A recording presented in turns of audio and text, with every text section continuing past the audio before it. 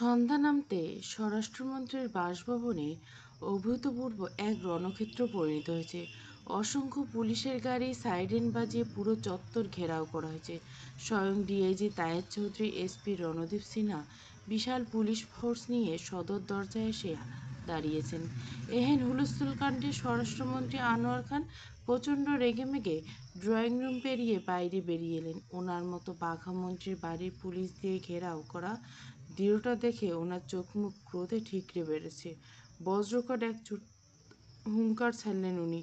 What the hell is going on here Taher Chowdhury?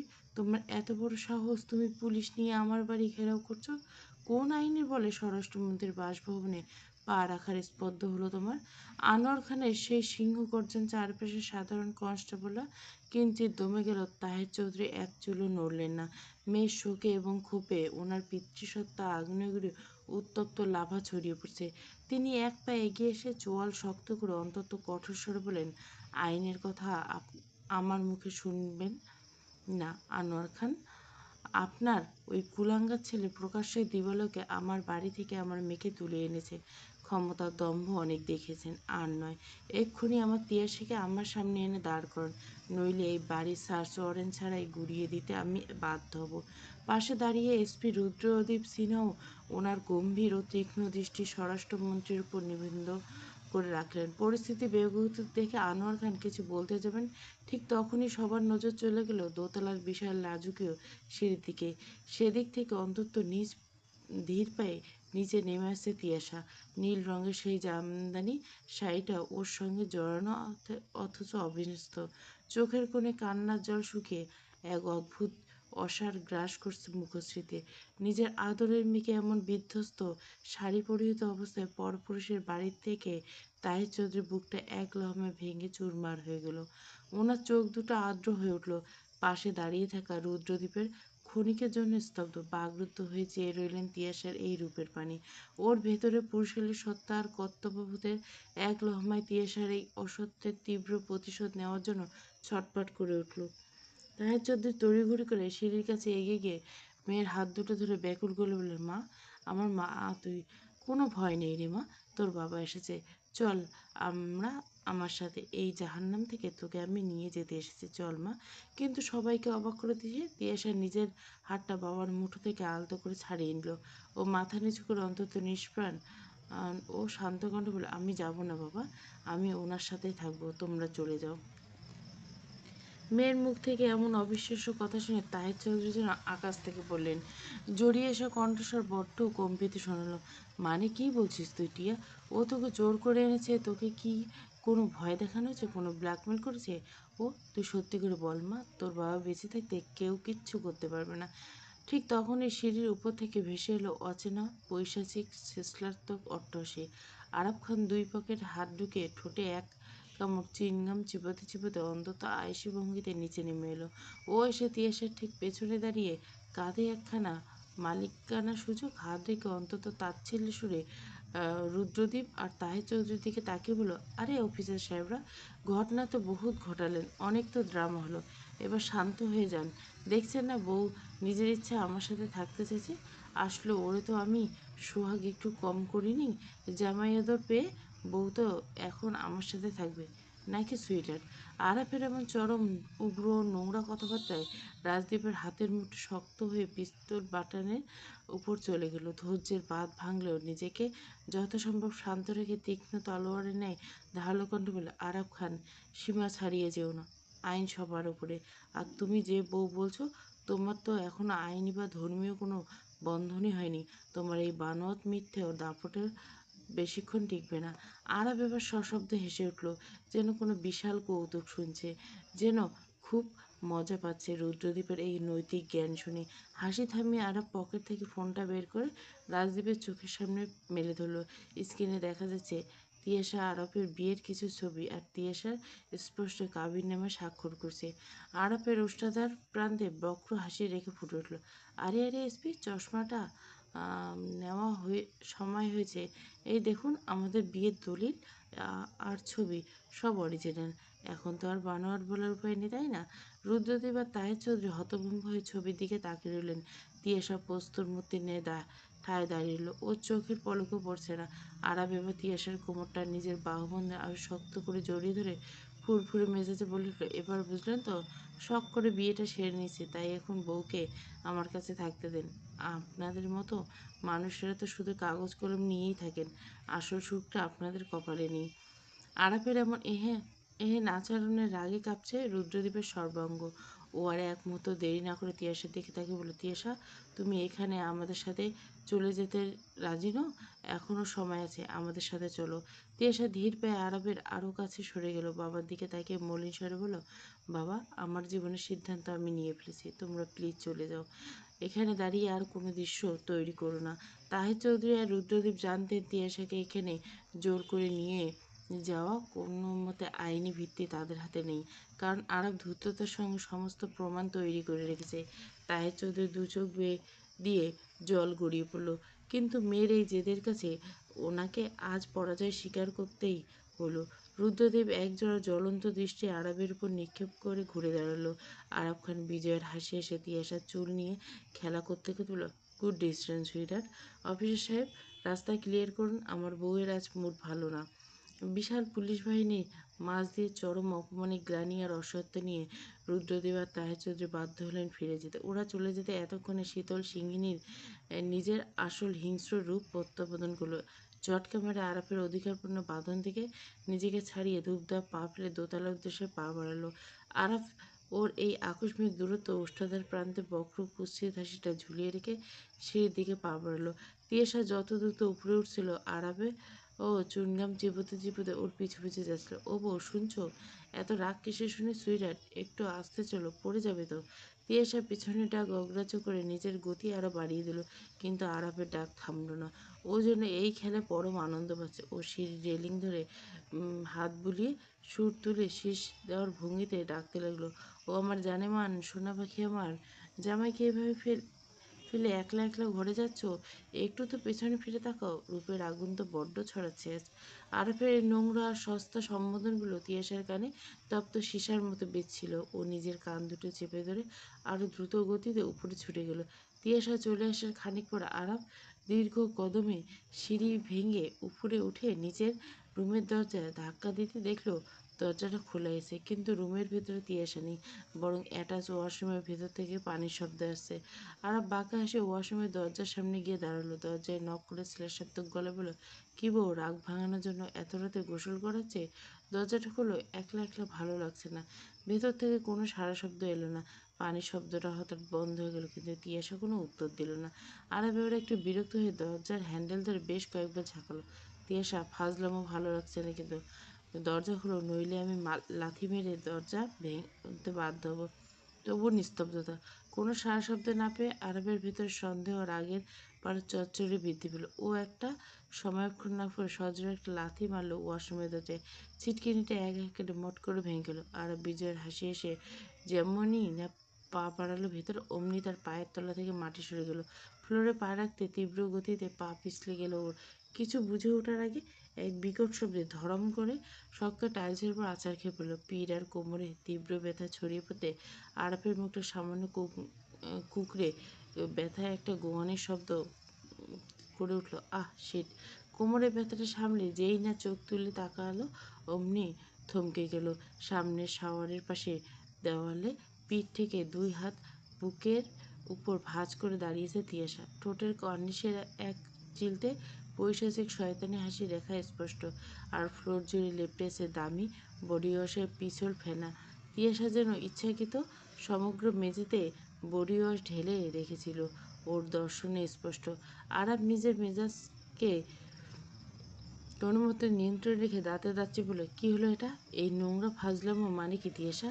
তিয়াসা ওর দিকে এক কদম এগিয়ে এসে শয়তানি হাসিটা বজায় রেখে তীব্র উপহাসল বলল, কেন মিস্টার খান, শয়তানি কি শুধু আপনি একা পারেন? ভেবেছিলেন প্রকাশ্য দিবালোকে আমাকে তুলে এনে কেড়ে জোর করে শুয়ে আমাকে বাবাকে খুন করার হুমকি দিয়ে 10টা অবলা নারীর মতো আমাকে সংসারে বানাবেন, হাত জোর করে আপনার সেবা করবেন?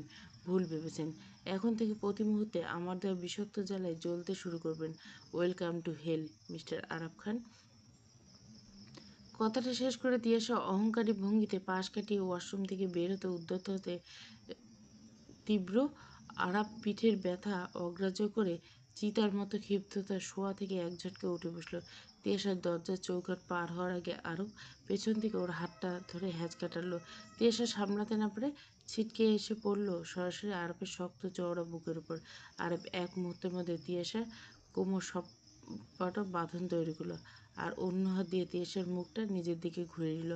আরব ওর চোখের খুব কাছে নিজের মুখটা এনে তপ্ত নিঃশ্বাস ছেড়ে পুরুষালী গম্ভীর কণ্ঠে বলল, তুমি হয়তো ভুলে যাচ্ছ সুইটার, বাঘকে খাঁচায় বন্দি করলেও সে বিড়াল হয়ে যায় না। খেলাটা তুমি শুরু করছো ঠিকই, কিন্তু শেষ আমি আমার মতো করব। তিয়াসা ওর বুক থেকে নিজেকে ছাড়ানোর জন্য ছটফট করতে করতে বলল, ছাড়ুন আমাকে, আপনার এই নোংরা ছোঁয়া সরাতে বলছে আরাব। আরাব ওর ছটফটানিকে পাত্তা দিল না, বরং তিয়াসার অবিন্যস্ত চুলগুলো সুবাস টেনে নিয়ে ওর গলার একদম কাছে মুখটা গুজে দিল। তিয়াসার শরীরটা এক লহমায় শক্ত হয়ে গেল। আরাফ ওর গলার নরম ত্বকে নিজের ঠোঁট উষ্ণ ছোঁয়া দিয়ে ফিসফিসে বলল, এত সহজে ছাড়ার জন্য তো এত বড় রিস্ক নেই নিব। তোমার এই রূপের আগুন জেদ দুটোই আজ আমার বড্ড চেনা লাগছে। বিষ তুমি যত দিবে আমি ততটাই নেশার মতো শুষে নেব। দেখি তোমার জেদ যেতে নাকি আমার এই অধিকার। আরাফের ওই গম্ভীর রোমাঞ্চকর কণ্ঠস্বর আর গলার কাছে ওর উষ্ণ নিঃশ্বাসের তীব্রতায় তিয়াসের ভেতরে সমস্ত প্রতিরোধ যেন ক্ষণিকের জন্য অবশ হয়ে আসতে শুরু করলো। নিঃশ্বাস ভারী হয়ে উঠছে করলো, হাঁপানির ন্যায় ওঠানামা করছে, অবাধ্য হৃৎস্পন্দন সব মিলিয়ে বেহাল দশা। এদিকে তিয়াসার ওই বেগতিক অবস্থা থেকে আরাফের ঠোঁটের কোণে দুষ্টুমি ভরা হাসি রেখা ফুটল। ও এই সুযোগ হাতছাড়া করলো না। আরাব ওর গলার কাছ থেকে মুখটা সামান্য সরিয়ে তিয়াসার লাল হয়ে যাওয়া কানের লতিতে ফিসফিস করে বলে, কি হলো বউ, বাঘের খাঁচায় আগুন দিতে এসে নিজেই দেখি গরম গলে গেছে। হার্টবিট তো একদম ডিজে গানের মতো বাজছে। তিয়াসা নিজের অবশ ভাবটা কাটিয়ে ওঠার আপ্রাণ চেষ্টা করে রেগেমেগে আরবের বুকে ধাক্কা দিয়ে বলল, অসভ্য ইতর বদমাস সস্তা লোক, ছাড় নাইলে। তিয়াসা আরাব তিয়াসার কোমরটা আরও একটু টেনে নিজের সাথে মিশিয়ে নিয়ে বেশ আয়েসে ভঙ্গি সস্তা, আরে কোটি টাকা খরচ করলো এমন হ্যান্ডসাম পরে ফ্রি রোমান্স কেউ পাবে না। আর তুমি তো মাত্র একটা বডি ওয়াশ খরচ করে এত কিছু পেয়ে গেলো। বাই ওয়ে, চয়েস ভালো, বডি ওয়াশের স্মেলটা দারুণ। তিয়াসার আগে ফুসতে ফুসতে বলল, হাস, আরও হাস, মনে রাখিস আজকের এই আচারটা জাস্ট টেইলার ছিল, পুরো সিনেমা এখনো বাকি। আরব এবার তিয়াসার চোখের দিকে তাকিয়ে এক চোখ টিপে বলল, টেইলার তো বেশ হিট, তবে কোমরের যা অবস্থা করছো, ফুল সিনেমা দেখার আগে আমার মনে হয় কোনো ভালো ডাক্তারের কাছে নিয়ে যেতে হবে। অবশ্য ঘরের ডাক্তার যদি এমন কিউট হয় তাহলে আমি রোজ আচার খেতে রাজি আছি। তিয়াসা এবার মরিয়া হয়ে এক ঝটকায় নিজেকে ছাড়িয়ে নিয়ে দুপা পিছিয়ে গেল। ওর নিজের ওড়নাটা টেনে ঠিক করতে করতে কড়া গলায় বলে, মুখ সামলে কথা বলুন, আপনার মতো ফ্ল্যাটবাসকে শায়েস্তা করার ওষুধ আমার জানা আছে।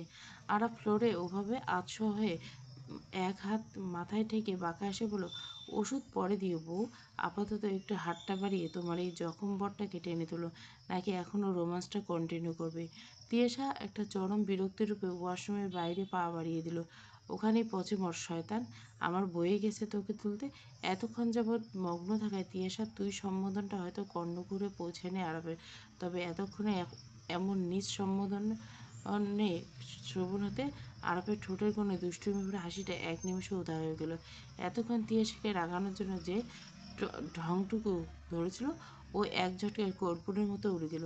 ও এক ঝটকায় ফ্লোর থেকে উঠে সোজা হয়ে দাঁড়িয়ে পড়ল, কোথাও কোনো ব্যথার লেশমাত্র নেই।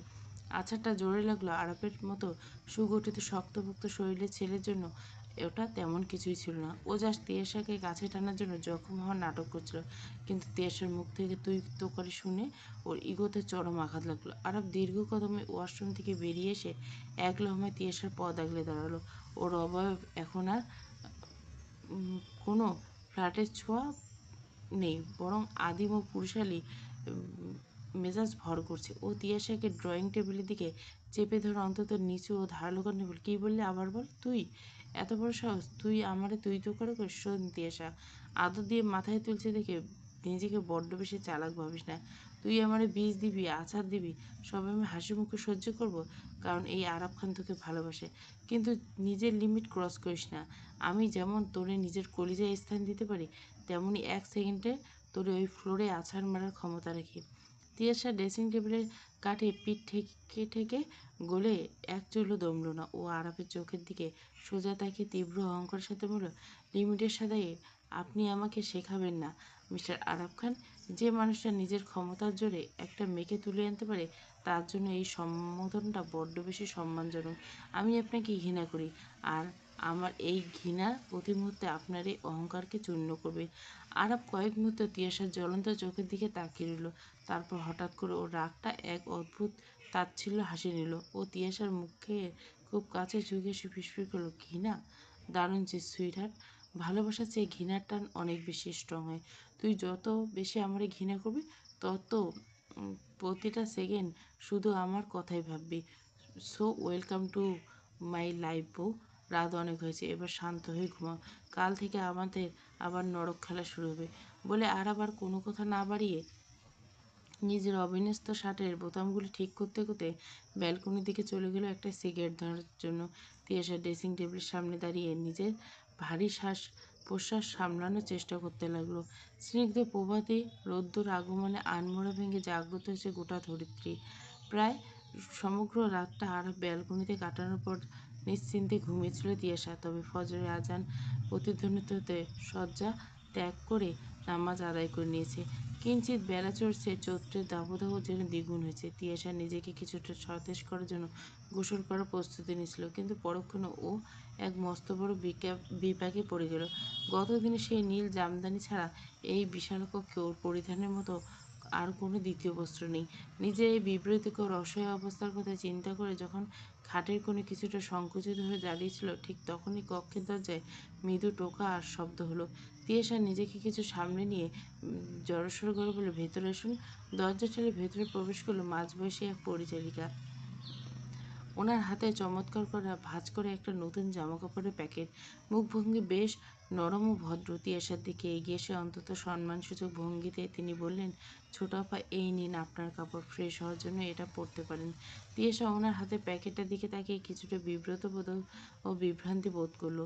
ও ভুরু কুঁচকে জিজ্ঞেস করলো, কিন্তু এই ড্রেসগুলো এখানে কোত্থেকে গেল?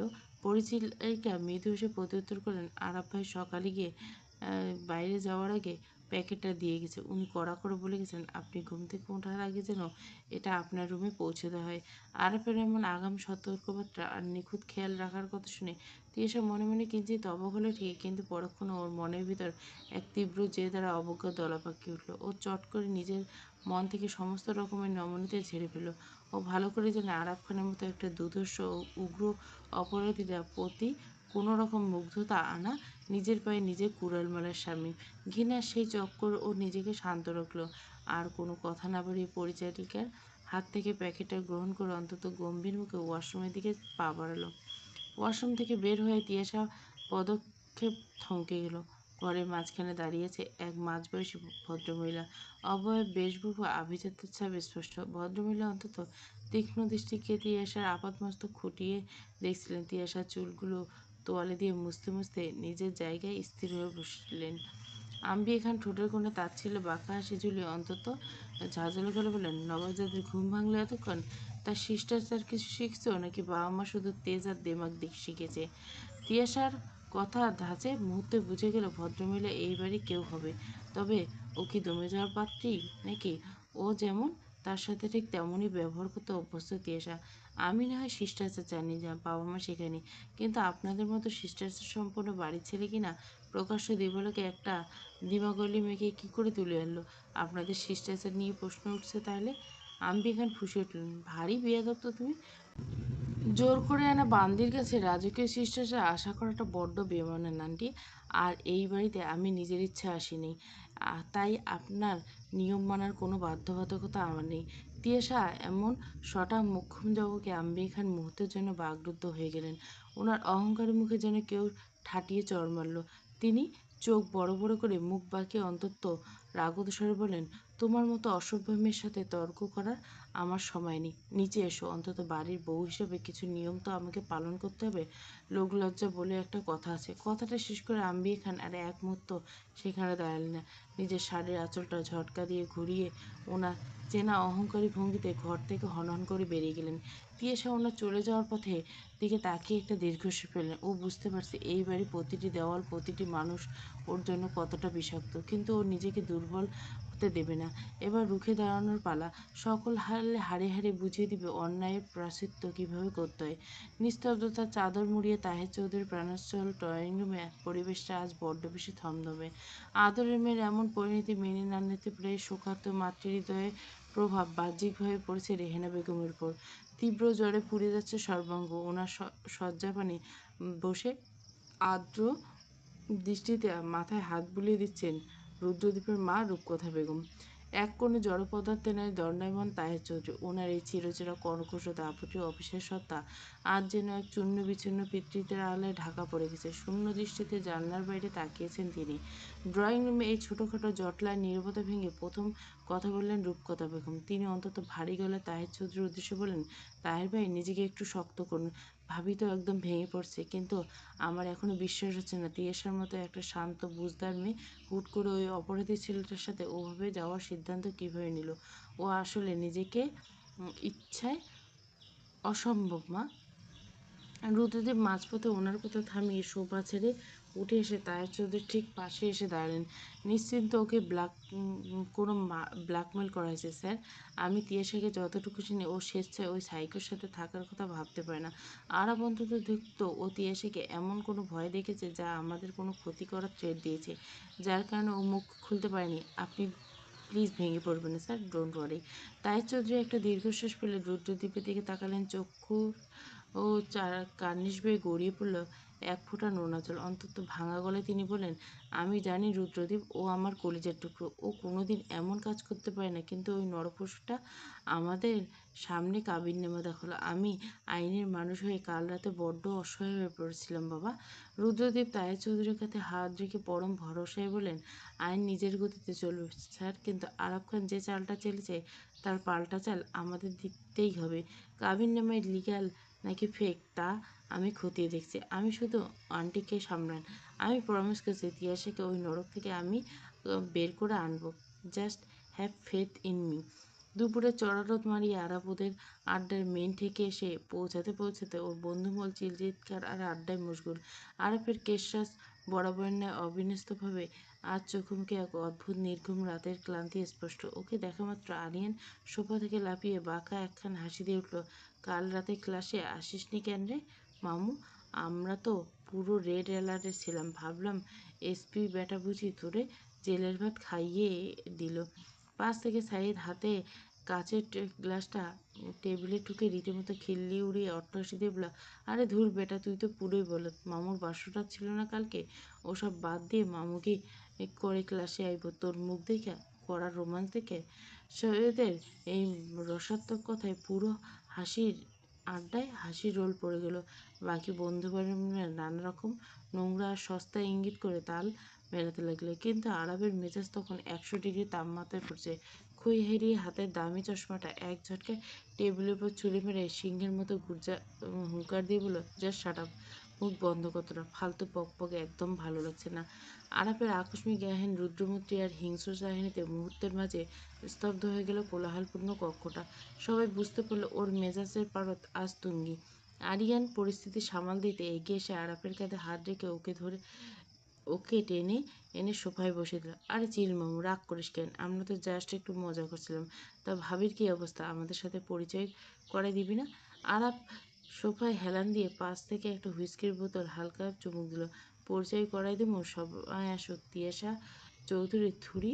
তিয়াসা খান এত সহজে লাইনে আসা চিজ না রে মামু। বাঘিনীকে হাঁচায় পড়ছি, কিন্তু ও এখনো কামড় দেওয়ার ট্রাই করছে। কাল রাতে আমরা যা একখান বাজ দিয়েছে। সৈয়দ এবার কৌতূহল হয়ে ওর দিকে তাকিয়ে বলল, কী করছে মামু? তোরে কাবু কইরা দিছে নাকি? আরাপ গ্লাসের একটা ড্রিঙ্কস ঢুকে শেষ করে বললেন, না, আরাপ খানকে কাবু করার ক্ষমতা ওর বাপের নেই। জাস্ট একটু জেদ দেখাচ্ছে। বীজ যত দিতেছে তো আমার নেশা তত বাড়ছে। তোরা ড্রিঙ্কস কর, আমি জাস্ট একটু রিল্যাক্স করি। পাশ থেকে আরেকটা গ্লাস তুলে তাতে চুমুক মারল। আবির পাশ থেকে জ্বলন্ত সিগারেট এগিয়ে দিয়ে ঠোঁটের বাঁ পাশে রেখে প্রাণ ভরে টান দিল। পরক্ষণে ধোঁয়া কুণ্ডলি ছেড়ে দিয়ে সম্মুখে শয়ে শয়ে বাইকের কান ফাটানো গর্জনের পাশ দিয়ে আরাপ তিয়াসাকে রীতিমতো পাজাগলা করে তুলে এনে সরাসরি কাজী অফিসে এসে আছাড় মারল। কাজী অফিসের সেই নোংরা সস্তা টেবিলের উপর রাখা একটা লাল মলাটের একখানা বিয়ের খাতা। আরাপের আরাপ ওর সামনে কলমটা ছুঁড়ে পয়সা জিজ্ঞেসে বলল, সাইন কর তিয়াসা, জলদি সাইন কর। আজ থেকে তুই লুকাইলি আরাপ খানের সম্পত্তি। রাগে ক্ষোভে থরথরিয়ে কম্পিত তিয়াসার ক্ষীণ ও কায়া কলমটা এক ঝটকায় দূরে ছুঁড়ে ফেলে দিয়ে তাচ্ছিল্যের সাথে ওষ্ঠাধর বাকি বলল, ভেবেছেন কি নিজেকে আরাপ খান? ক্ষমতা আর গুন্ডামি দিয়ে দুনিয়ার সব কিছু কেনা গেল, তিয়াসা চৌধুরীকে কেনা যায় না। আমি মরবো, তা আপনার মতো একটা নোংরা নেশাখোর সাইকোকে বিয়ে করবো না। আরাপ ক্ষিপ্ত হয়ে টেবিলের সপাটে উল্টে ধরে তিয়াসার খুব কাছে এসে দাঁতে দাঁত চেপে হুঙ্কার দিল, এত তেজ ভালো না সুইটার। সাইন যদি না করিস তোর ওই ডিআইজি বাপের লাশ আজ রাতে বুড়িগঙ্গায় ভাসাই দেবো। আরাপ খান যা বলে তা কইরে থাকে। আমার বাবা ডিআইজি সাহেব, ডিআইজি তাহের চৌধুরী, ওনার গায়ে হাত দেওয়ার ক্ষমতা তোর এই আন্ডারগ্রাউন্ডের চামচাদের নেই। দেশে আইন পুলিশ প্রশাসনকে আমি চিনি, মৃত্যুর ভয় রেখে আমাকে সই করানো যাবে না আরাপ খান। তোর এই সস্তা হুমকি আমি ডাস্টবিনে ফেলে দিই। তিয়াসের চরম অবজ্ঞা আর আকুত ভয় রূপ দেখে আরাপ ক্ষণিকের জন্য স্তব্ধ হয়ে গেল। ও বুঝতে পেরেছিল এই মেয়েকে শুধু খুনের ভয়ে লাইনে আনা সম্ভব না। আরাপ এবার শয়তানি হাসিটা প্রসারিত করে স্ক্রিনটা অন করে তিয়াসার চোখের সামনে ধরতে তিয়াসার পুরো অস্তিত্ব এক লম্বা হিম হয়ে গেল। স্ক্রিনে স্পষ্ট দৃশ্যমান তিয়াসার কিছু একান্ত মুহূর্তের ছবি, যা হ্যাক করে সম্পূর্ণ বিকৃত করে এডিট করা হয়েছে। আরাপ ওর কানে ঘেঁষে এসে তপ্ত বিষাক্ত নিঃশ্বাসগুলি ছিল অন্তত শীতল গেল বলে, বাপের জানের মায়া নাই বুঝলাম, কিন্তু নিজের ইজ্জতের মায়া তো আছে নাকি? এই ছবিগুলো দেখতেছস তুই? এই কলম দিয়ে খাতায় সই না করার ঠিক 10 সেকেন্ডের মাথায় এগুলো পুরো সোশ্যাল মিডিয়ায় ছাড়াই দিব। ডিএজি তাই চৌধুরী মেয়ের স্ক্যান্ডাল শিরোনাম কেমন হইব বল? তুই তো হয়তো খুব বেশি সাহসী মা, কিন্তু কাল যখন তোর বাপের লোকলজ্জা আর চরম অপমানে নিজের সার্ভিস রিভলভার মাথায় ঠেকে করব, তখন তোর এই তেজটা থাকবো? আরাপের সেই চরম উগ্র কুৎসিত চালটার সামনে এসে তিয়াসার ভেতরে সমস্ত সাহস, সমস্ত প্রতিরোধ তাসের ঘরের মতো ভেঙে চুরমার হয়ে গেল। একজন মেয়ের কাছে তার সম্মানের চেয়ে বড় আর কিছুই হতে পারে না। আর সেই সম্মানের সাথে যখন বাবার আত্মমর্যাদা ছড়িয়ে যায়, তখন আর কোনো লড়াই খাটে না। চোখ ফেটে জল গড়িয়ে পড়তে লাগলো তিয়াসার। ও কাঁপতে কাঁপতে চরম ঘৃণায় কলমতে তুলে নিয়ে অভিশপ্ত কাগজে নিজের সইটা বসিয়ে দিল। তোর প্রেমে পিছলে আগে রেকর্ড ভেঙেছি। আকস্মিক এহেন কণ্ঠস্বর স্মৃতির পাতায় যেন মুখ থুবড়ে পড়ল তিয়াসা। তীব্র বিরক্তিতে চোখ মুখ বিশ্রীভাবে কুঁচকে সম্মুখ পানে চাইতেই দেখলো আরাপ এগিয়ে এসে পদক্ষেপে প্রচণ্ড নেশাগ্রস্ত। তিয়াসা নাক মুখ কুঁচকে বিরক্ত শব্দ খেতে যেই না সত্যি যাবে, আরাপ তত্ত্ব করে এগিয়ে এসে ওর হাতটা খপ করে দিল। সুইডার, অ্যালকোহলের উৎকট গন্ধ ভেসে আসছে ওর মুখ দিয়ে। গা গুলিয়ে বমি উঠতে যাওয়া চাইল তিয়াসা। সর্বশক্তি দিয়ে ঝটকা মেরে হাতটা ছাড়ালো প্রয়াসে বলল, হাত ছাড়ুন খচ্চর বেটা, মদখোর কোথাকার, মাতাল জানোয়ারের মতো হাত ধরছেন কেন? এহেন সম্বোধনে ভুরু যুগল কুঁচকে এলো আরাপের। নেশাগ্রস্ত হলে পুরোপুরি মগ্ন নয়, তবে হাঁটার একটু টালমাটাল অবস্থা এই যা। মেজাজের পাড়া চড়চড়িয়ে উঠলে কোথায় এমন রোমান্টিক ফুরফুরে মেজাজে কক্ষে ঢুকলো, সেখানে বউ কিনে এসব বলছে। বান্দির বাচ্চা, থাপড়াই গাল লাল করে দেবো। নাদানের ঘরে নাদান, হনুমানের ঝি। বড় রোমান্টিক মুডে থাকলে তাকে চুমু দিতে হয়, শালি গালি না। তিয়াসা মেজাজ পারদের চরম উঠছে। তোর মতো বরের মুখে গু, হাত ছাড় বাদরের ছানা কোথাকার। কি বললি? আমার মুখে ওইসব? আর আমি বাদরের ছা? ওরে আমার রূপের রানী, যদি এই বাদরের ছা হয় তবে তুই ওই জঙ্গলি বাদরটা আসতে পারো। নিজের জাতটা ভুলে যাস না সুইদার। তিয়াসার আগে ফুসতে ফুসতে নিজের হাতটা এক দফে ছুটিয়ে নেওয়ার চেষ্টা করে। মুখ বন্ধ কর ড্রেনের ইঁদুর কোথাকার। নিজের চেহারা আয়নায় দেখছিস? এই ভর দুপুরে গাঁজাখোরের মতো চোখ লাল করে এসেছিস আমার সাথে রোমান্স করতে? তোর মতো অসভ্যের সাথে এক ঘরে থাকা মানে নিজের জীবনটাকে ডাস্টবিন বানিয়ে ফেলা। আরাপ এবার তিয়াসার হাতটা আরও একটু জোরের দিকে নিজের দিকে টেনে নিল। টলমলে পা দুটো সামলে নিয়ে ঠোঁটের কোণে এক চিলতে মাতাল মার্কা শয়তানি হাসি ঝুলে বলে, আরে ডাস্টবিনের ময়লা রে আমার, এত কথা যখন জানোস তো একটু পরিষ্কার করে দে জামাই রে। আর বেশি চিল্লাস না, মানুষ ভাবে ঘরে বউ, জামাই বউরে পিটাইছে। আমার ইজ্জতের একটা দাম আছে। জানোয়ার মার্কা মানুষ কোথাকার, হাত ছাড়, নাইলে এক্ষুনি থাপড়িয়ে তোর পাতলা মিশে দেবো। যেন দ্বিতীয় বিশ্বযুদ্ধ বাদতে আর এক মুহূর্ত বাকি নেই। ঠিক তখনই গুড়ে বালি দিয়ে আরাফের ফুপু আম্মি খান কোত্থেকে ঝোড়ো বেগে এগিয়ে এসে তিনি বলেন, আরাফ দ্রুত বাইর হ বাপ, ঝামেলা পাচ্ছে। নিচ থেকে ভেসে এলো শোরগোলে আওয়াজ। ঝামেলা না বাড়িয়ে তৎক্ষণাৎ দ্রুত পদক্ষেপে হন্তদন্ত হয়ে প্রস্থান করলো আরাফ। ঘটনাটা আকস্মিকতায় সবকিছু মাথার উপর দিয়ে গেল তিয়াসার। ও কিছুটা উদ্বিগ্ন হয়ে বেরিয়ে পড়লো। আরাফ দুঃখতম এগোতে ওর পিছু পিছু আসছে ওর বাঘিনী বউটা। তৎক্ষণাৎ চলল কিঞ্চিত রাগী দৃষ্টি ফুটিয়ে বলল, তুমি এখানে কি করছো? রুমে যাও। ওর কণ্ঠটা অদ্ভুত নেশালো। এতক্ষণ কৌতুকী ভাবটা রীতিমতো উবে গিয়ে ইস্পাত কঠিনের খুঁটি গেড়েছে সেটাই। তিয়াসা ভুরু কুচকে বলল, নিচে চেঁচামেচি হচ্ছে তাই, তা বলে তুমি বেরিয়ে আসবে? তিয়াসা কিছু বলতে যাবে তার আগে চূড়ান্ত ধমক আরবে বলল, দেখো তুমি মানো আর না মানো, এইবারে বউ তুমি। আরাফ খানের সহধর্মী অর্ধাঙ্গিনী মিসেস আরাফ খান। নিচে নানা মানুষ রয়েছে, আর আরাফ খান নিজের ব্যক্তিগত সম্পত্তিকে কারোর সামনে প্রদর্শন করে না। অজানা আবেশে থমকে গেল তিয়াসার। পদযুগল তর্ক করার সুযোগ পেল না, আর তার আগেই সেখান থেকে প্রস্থান করলো। পশ্চিম আকাশে অস্তরবিল ললিমা ক্রমশ ফিকে হয়েছে। গোধূলির আবছা আলো আঁধারিকে সঙ্গী করে প্রকৃতি নিস্তব্ধ সন্ধ্যার আগমনী বার্তা। মস্ত এক দাঙ্গা হাঙ্গামা রাজনৈতিক সংঘাতের ধকল শেষ করে ক্লান্ত বিধ্বস্ত অবয়ে কক্ষে প্রবেশ করল আরাফ। সারাদিন ধস্তাধস্তি আর উত্তেজনার পর শরীরটা যেন আর চলছিল না। ও কোনো মতে বিছানার উপর নিজের ভারী শরীরটা এড়িয়ে দিল। মাথার ভিতরে শিরাগুলো তখন তীব্র যন্ত্রণায় দপদপ করছে। ও দুহাত কপালে চেপে রেখে চোখ বুজে উভয় পড়ল। কক্ষের অন্য প্রান্তে জানলার ধারে সোফাটায় এতক্ষণ যাবৎ নিশ্চিল পাথরের মতো বসেছিল তিয়াসা। আরাফের শুয়ে থাকা আরাফের দিকে এক ঝলক আর চোখে তাকালো। গোধূলির স্নান আলোয় আরাফের সুগঠিত দীর্ঘদেহী পুরুষ হলো অব্যব সুদর্শন হিসেবে ঠাওর পেল। পরক্ষণে তিয়াসা এক বুক তীব্র বিতৃষ্ণা নিয়ে নিজের দৃষ্টি ফিরিয়ে নিল। মনে মনে একরাশ অবজ্ঞা, বিরক্তি ও গালির ঝাড় বয়ে গেল। গা গুলিয়ে একটা তীব্র বমি বমি ভাব ওকে গ্রাস করলো। অবশ্য এর কারণ মোটেই অজ্ঞাত নেই। নিজের ইচ্ছার বিরুদ্ধে পরম অপছন্দের ঘৃণিত এক পুরুষের সঙ্গে একই ছাদের নিচে বন্দি থাকতে যে কোনো মেয়ের আত্মমর্যাদাসম্পন্ন মেয়ের মনের অবস্থা এমনটাই হওয়ার কথা। সম্মুখে থাকা পুরুষটার অবয়ব যতটা রাজপুত্রের সমতুল্য সুদর্শন হোক না কেন, তিয়াসার চোখে সে কেবল একজন নিষ্ঠুর অন্যায্য অপরাধী। কক্ষের ভিতর এই নিস্তব্ধতা করা ক্রমশ ভারী হয়ে উঠল। ঠিক তখনই হুট করে আরাফের পকেট থাকা দামি ফোনটা উচ্চস্বরে বেজে উঠল। বিকট শব্দে বেজে উঠল বিশ্রী গান, মনে ঘুরে ঘুরে আমার এই অন্তরে প্রেমের আকাঙ্ক্ষা। বিরক্তিতে চূড়ান্ত পর্যায়ে আরোহণ করে মুখটা বিশ্রীভাবে চুপ করল। একটা মানুষের রুচি কতটা দুর্ভিক্ষ চলে এমন গান মোবাইলে রিংটোন হিসেবে সেট করে। এদিকে তিয়াসা মহা বিস্ময়ে ফেলে এতক্ষণে মৃতদেহের মতো পড়ে থাকা আরাফ যেন এক ঝটকায় কোত্থেকে সহস্র বিদ্যুৎ পেল। গানের তালে যেতে ও বিছানায় স্প্রিংয়ের মতো সোজা হয়ে বসে পড়ল। সারাদিনের সমস্ত ক্লান্তি এক লম্হায় উধাও। ও চোখ বন্ধ করে গানের তালে মাথা দোলাতে দোলাতে পকেট থেকে ফোনটা বের করে কলটা কেটে দিয়ে বেশ ফুরফুরে মেজাজে একটা দীর্ঘশ্বাস ফেলল। তিয়াসা নিজের ভিতরে অবজ্ঞা ধরে রাখতে পারল না। ও সোফা থেকে উঠে দাঁড়িয়ে দাঁতে দাঁত চেপে বিড়বিড় করে বলল, অসভ্য রুচিহীন ছেলে একটা, যেমন মানুষ তেমন রুচিপূর্ণ গানের চয়েস। আরাফ কান খাড়া করে তিয়াসার মৃদু স্বরে ফিসফিসানিটুকু শুনে ফেলল। ও এগিয়ে বিছানা থেকে নেমে দুপা এগিয়ে এসে ঠোঁটের কোণে সেই চেনা বাঁকা হাসিটা ঝুলিয়ে বলল, কি বললে বউ? আমার চয়েস কুরুচিপূর্ণ?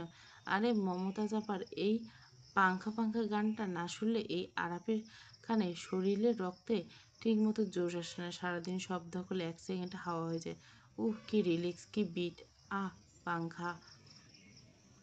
তিয়াসা এক কদম পিছিয়ে গিয়ে অন্তত তাচ্ছিল্য করল, আপনার ওই মনের পাখা বনে না ঘুরে ডাস্টবিনে ঘুরলেই বেশি মানাতো। আপনি যে একটা আস্ত সাইকো আর খ্যাত, সেটা এই রিংটোন শুনলে পুরো দুনিয়ার মানুষ একেবারে বুঝে যাবে। আরাফ উঠে তিয়াসার খুব কাছে এসে দাঁড়ালো। ও চোখের দিকে তাকিয়ে চোখ টিপে বেশ আয়েসি ভঙ্গিতে বলল, দুনিয়ার মানুষ যা ইচ্ছে বুঝুক, তুমি বুঝলে হলো। আর সাইকো বলছো কেন? কিন্তু খ্যাত বলো না। এই গানের আসল মর্ম বুঝতে একটা হাই লেভেলের দিল লাগে, যা তোমার এই ডিআইজি বাপের দেওয়া আভিজাত্যের ভেতরে খুঁজে পাবে না। আচ্ছা, তোমার মনটা কখনো এমন পাংখার মতো ঘোরেনি? তিয়াশার আগে ফুসতে ফুসতে বলল, মুখ সামলে কথা বলুন মিস্টার আরাফ খান। আপনার মতো একটা সস্তা গুন্ডার সাথে কথা বলা আমার জীবনে সবচেয়ে ভুল। নিজের ফোনের রিংটোন অন্তত চেঞ্জ করুন, না হলে এই বিশ্রী আওয়াজে আমার কান দুটো ঝালাপালা হয়ে যাবে। আরাফ এবার হো হো করে হেসে নিজের ফোনটা বাতাসে হালকা নাচিয়ে বলল, রিংটোনের চেঞ্জ ইম্পসিবল। এই রিংটোন তো এখন থেকে রোজ 24 ঘন্টা বাজবে। আর তুমি যদি বেশি বিরক্ত করো তবে মাঝরাতে স্পিকার অন করে এই গানে তালে তালে তোমার সাথে রোমান্স ডান্স করবো। কেমন হবে বলো তবু? আপনি একটা আস্ত জানোয়ার, আপনার সাথে কথা বলাই বিদ্যা। আরাপ তিয়াসের এই মরিয়া ভাব দেখে আরও একটু এগিয়ে এসে ফিসফিসে বলল, জানোয়ার তো খাঁচায় বন্দি থাকে বউ, আর তা আমি তো তোমার মনের খাঁচায় অলরেডি জায়গা করে নিছি। রাগ না করে বরং গানটা এনজয় করতে শেখো। লাইফটা অনেক ইজি। কোথায় যাচ্ছেন? তিয়াসার তীক্ষ্ণ প্রশ্নটা কর্ণকুর পৌঁছতে দরজার দিকে অগ্রভাগ দেখে পশ্চাতে চাইল আরাব। ঈষৎ সন্দিহান দৃষ্টিতে বাঙালি রমণীদের মতো তিয়াসা চেয়ে থাকতে দেখে ও এক কদম এগিয়ে এসে ভুরু নাচে স্বভাবসরল ভঙ্গিতে, কেন বউ, ঘরের বাইরে পা রাখতে না রাখতে এত টান? তুমি কি আমার মিস করবে নাকি? তা তুমি যদি এতই রিকোয়েস্ট করো তবে আর বাইরে যাব না, বললে এখানে থাইকে যাই, কড়া রোমাঞ্চ হইব।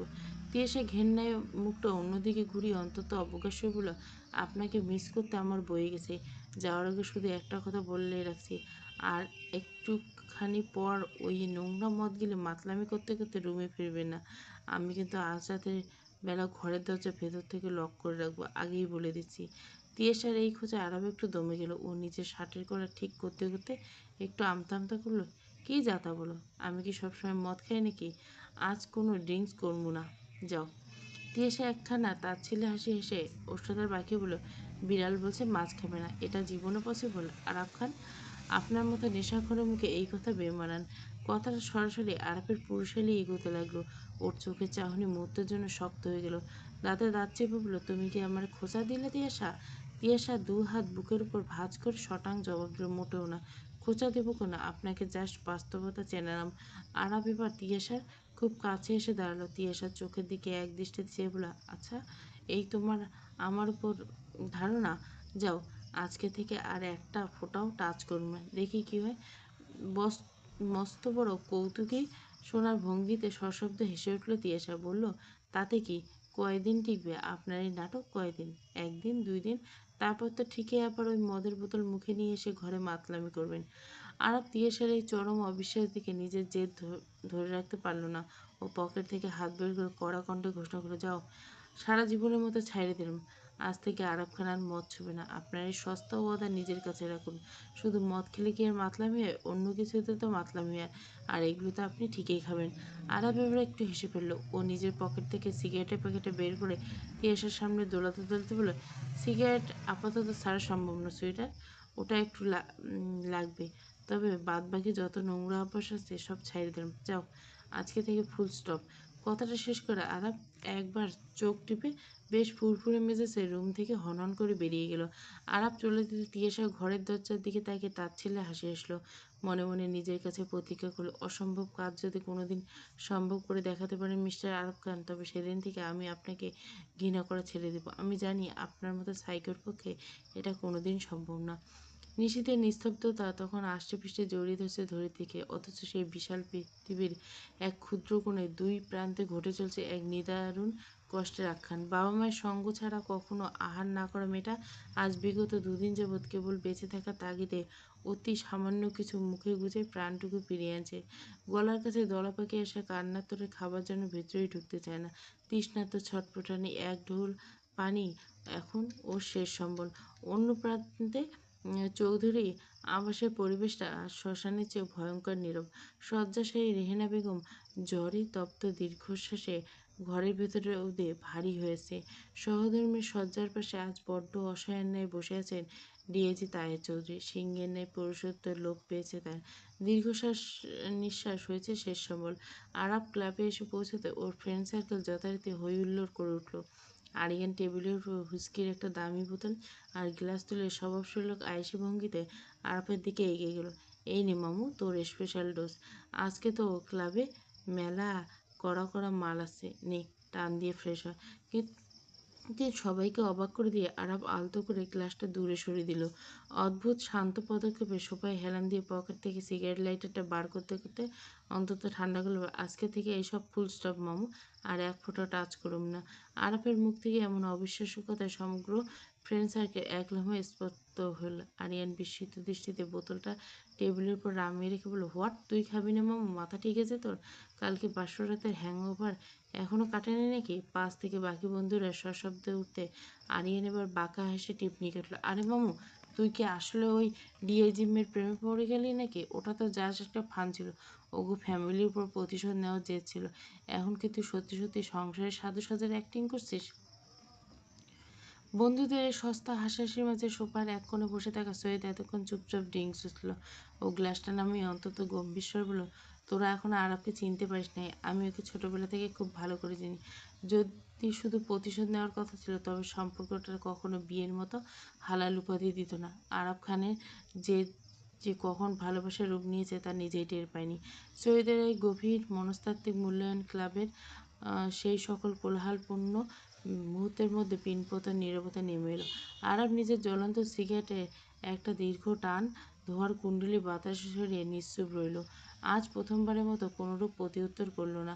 রাত তখন 12টার গণ্ডি ছুঁয়েছি। তিয়াসার বিছানার এক কোণে হাঁটু দুটো বুকের কাছে গুটিয়ে বসে আছে। দুদিনের মানসিক ঝড় আর অনাহারে ক্লান্তিতে চোখ দুটো পাতা ভারী হয়েছে। শরীরটা ভেঙে এসেছিল প্রবল নিদ্রাকর্ষণে। ঠিক তখনই ঘরের দরজার লকটা মুহূর্তে খোলার শব্দ হলো। তিয়াসা চমকে উঠে তড়িৎ গতিতে চোখ মেলে তাকালো। তিয়াসার সমস্ত ধারণাকে পা দ্বারা পিষে আরাব অন্তত শান্ত পায়ে ঘরের ভিতর প্রবেশ করলো। ওর অভাবে কোনো টালমাটাল ভাব নেই, চোখে লালচে নেশার ঘোর নেই, একদম সুস্থ, স্বাভাবিক, একদম পুরুষ। তবে তিয়াসা সবচেয়ে বেশি চমকে দিয়ে আরাব হাতের খাবারের থালাটা। আরাব এত তাড়াতাড়ি এই রূপে দেখে তিয়াসা ঝটপট খাট থেকে নেমে বিস্ময় ও জড়তা মেশানো তীক্ষ্ণ কণ্ঠে জিজ্ঞেস করল, আপনি এত তাড়াতাড়ি চলে এলেন যে? আর আপনার হাতে এগুলো কি? আরাব তিয়াসার সেই অবাক চাহনি লক্ষ্য করে ঠোঁটের কোণে মৃদু হাসল। ও অন্তত ধীর পথে এগিয়ে এসে খাটের পাশে ছোট্ট টেবিলটার উপর খাবারের প্লেটটা নামিয়ে রাখল। তারপর তিয়াসার দিকে তাকিয়ে শান্ত গলায় বলল, রহিমা খালার কাছে শুনলাম তুমি নাকি গত 2 দিন ধরে প্রায় কিছুই খাওনি। শরীরটাকে এভাবে শেষ করে দেওয়ার মানে কি তিয়াসা?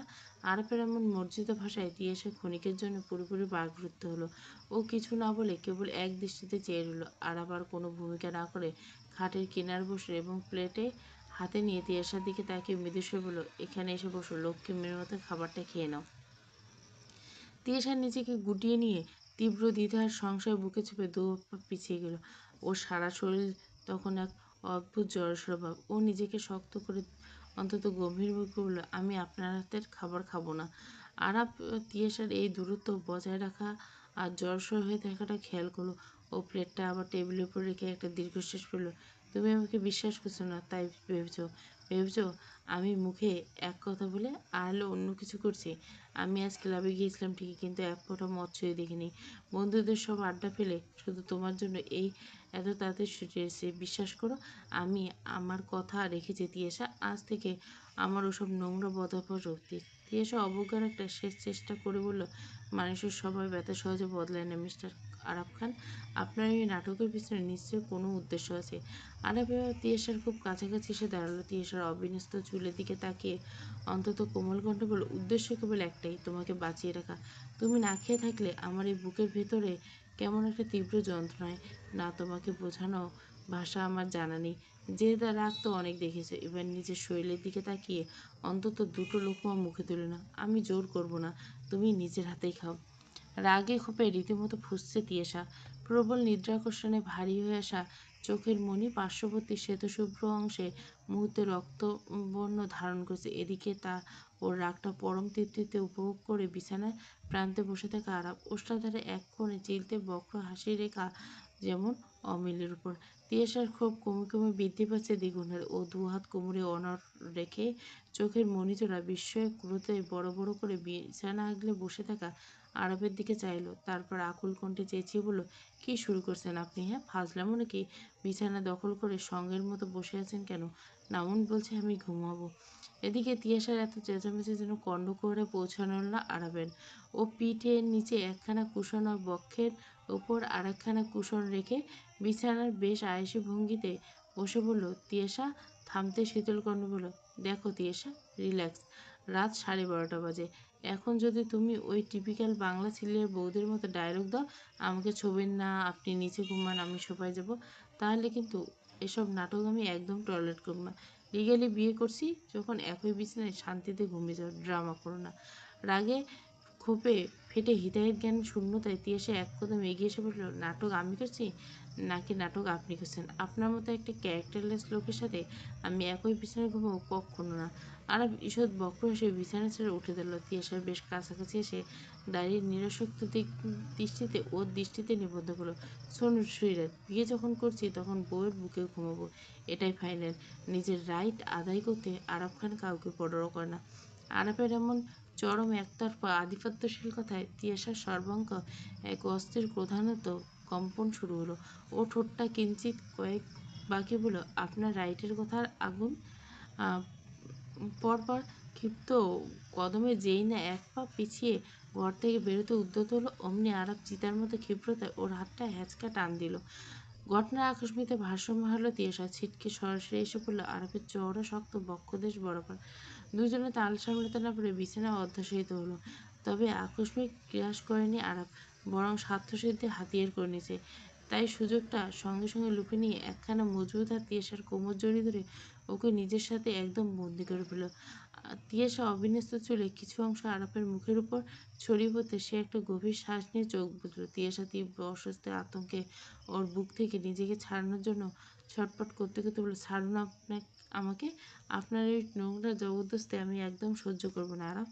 আরাব ওর কথা কোনো কানেই তুলল না, বরং নিজের বাহুবন্ধনে আরও কিছু শক্ত করে তিয়াসের কানে গেছে মুখ নিয়ে ফিসফিসে বলল, চুপ, শুয়ে থাকো বউ। যত বেশি ছটপট করবে নিজের জন্য তত বেশি বিপদ ডেকে আনবে। Just feel my heartbeat. এটা শুধু তোমার জন্যই চলে। জীবনে প্রথম কোনো পুরুষের এতটা সান্নিধ্যে সঙ্গে আরবের গভীর মায়াবী রোমাঞ্চকর কণ্ঠস্বর তীব্রতায় তিয়াসা ক্ষণিকের জন্য যেন একদম জমে গেল। স্তব্ধ হয়ে গেল ভেতরের সমস্ত প্রতিরোধ। তবে পরক্ষণে সে নিজের অবশ ভাবটা কাটিয়ে ওঠার আপ্রাণ চেষ্টা করতে লাগলো। আরব এক হাত বাড়িয়ে কোনো মতে বেড সাইডে টেবিলের ল্যাম্পের সুইচটা নিভিয়ে দিয়ে পুরো কক্ষটাকে ঘুটঘুটে আদরে দিয়ে পড়ল। তাতে কিন্তু বিন্দুমাত্র পরিমাণ দমল না তিয়াসা। পূর্বে না সর্বশক্তিতে নিজের ছাড়ানো প্রাণ চিৎকার করল, এর পরিণতি ভালো হবে না কিন্তু। সময় আছে, এক্ষুনি ছেড়ে দেন আমায়। ট্রাস্ট মি সুইটার, এখন যদি তুমি আরও বেশি নড়াচড়া করো তাহলে পরিণতি এতটা ভালোর দিকে গড়াবে যে বিয়ের 1 সপ্তাহ পেরোতে পেরোতে তোমার বাবা নানা আর আমার বাবা দাদা হওয়ার সুসংবাদ পাবে।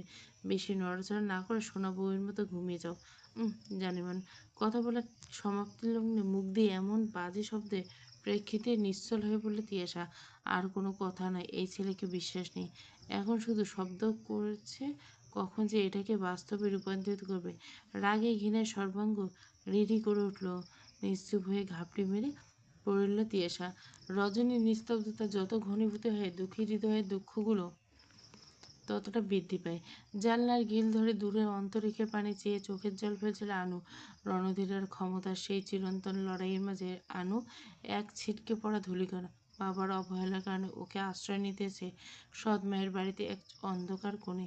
এই চরম একাকিত্বের দিনগুলো অবচেতন হয়ে এক জীবনে এক চিলতে রৌদ্র হেসেছিল আরব। উগ্র, বেপরোয়া, খামখেয়ালি আরবের ভিতর লুকিয়ে থাকা এক নরম রূপকে কেবল আনুই দেখতে পেয়েছিল। না, নায়ক হিসেবে কখনোই নয়, তবে খলনায়ক হিসেবে কখন যে দেখার মাঝে ওর অবচেতন মন আরবকে নিজের করে ভালোবেসেছিল তা আনু নিজেই টের পায়নি। ও ভালো করে জানতো একতরফা ভালোবাসার পরিণতি কেবল শূন্য। আরব কখনো ওর হবে না এই চিরন্তন সত্য জানা সত্ত্বেও ও যখন শুনল আরব একটা মেয়েকে জোর করে বিয়ে করে ঘরে তুলছে, তখন ওর বুকের ভেতরটা যেন লহমায় দুমড়ে মুচড়ে ভেঙে গেল। ভালোবাসার মানুষকে অন্য কারো বাহুবন্ধনে চিন্তা করার চেয়ে বড় কোনো যন্ত্রণা, নরক যন্ত্রণা এই পৃথিবীতে আর নেই।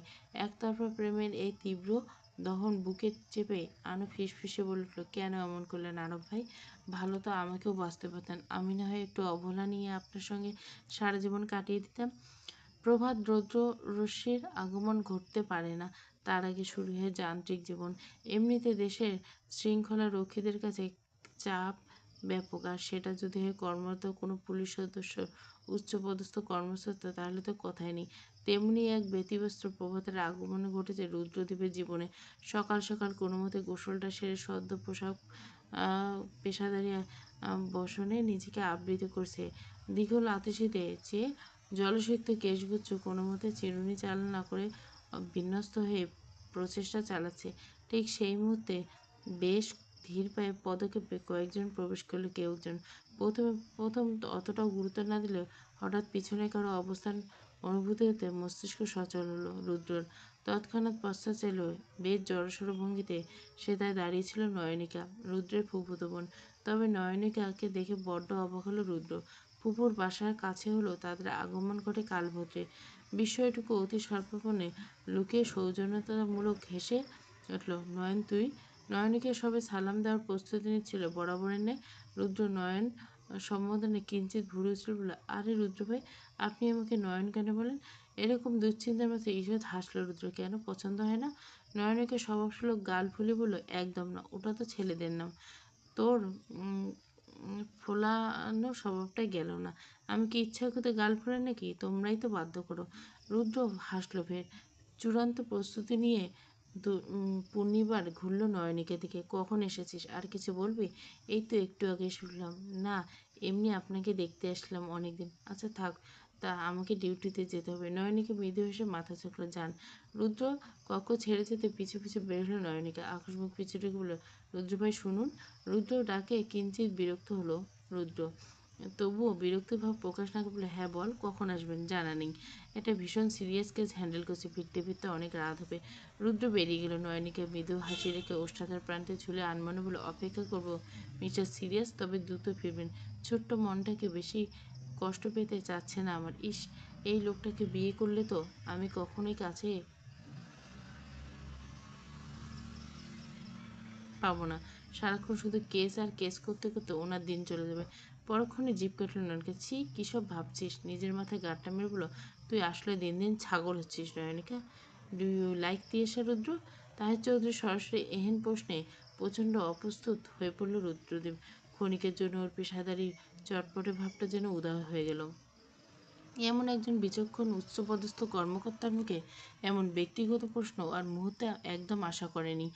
তবে সামনে বসা মানুষটির মুখের দিকে তাকাতে রুদ্রের ভেতরটা অস্বস্তি এক লহমায় কেটে গেল। পিতৃত্বের চরম অসহায়তায় যেন উনি সমস্ত ম্যানার্স গুলি খেয়ে খেয়েছেন তা ওনার অবয়বে স্পষ্ট।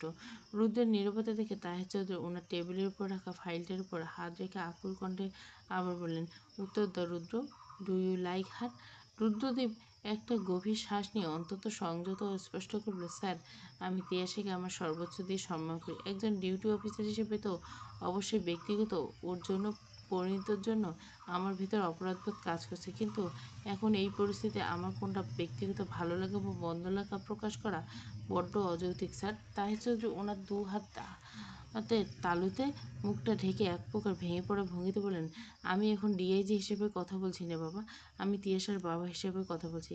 দেখো, ওই কুলাঙ্গার আমার শান্ত মেয়েটার জীবন এক রাতে কীভাবে তছনছ করে দিয়েছে। একটা মিথ্যা ও জবরদস্তি বিয়ে দিয়ে পুরো সমাজ ও আইনের মুখ বন্ধ করে রেখেছে। এখন আমার মেয়েটা কী হবে?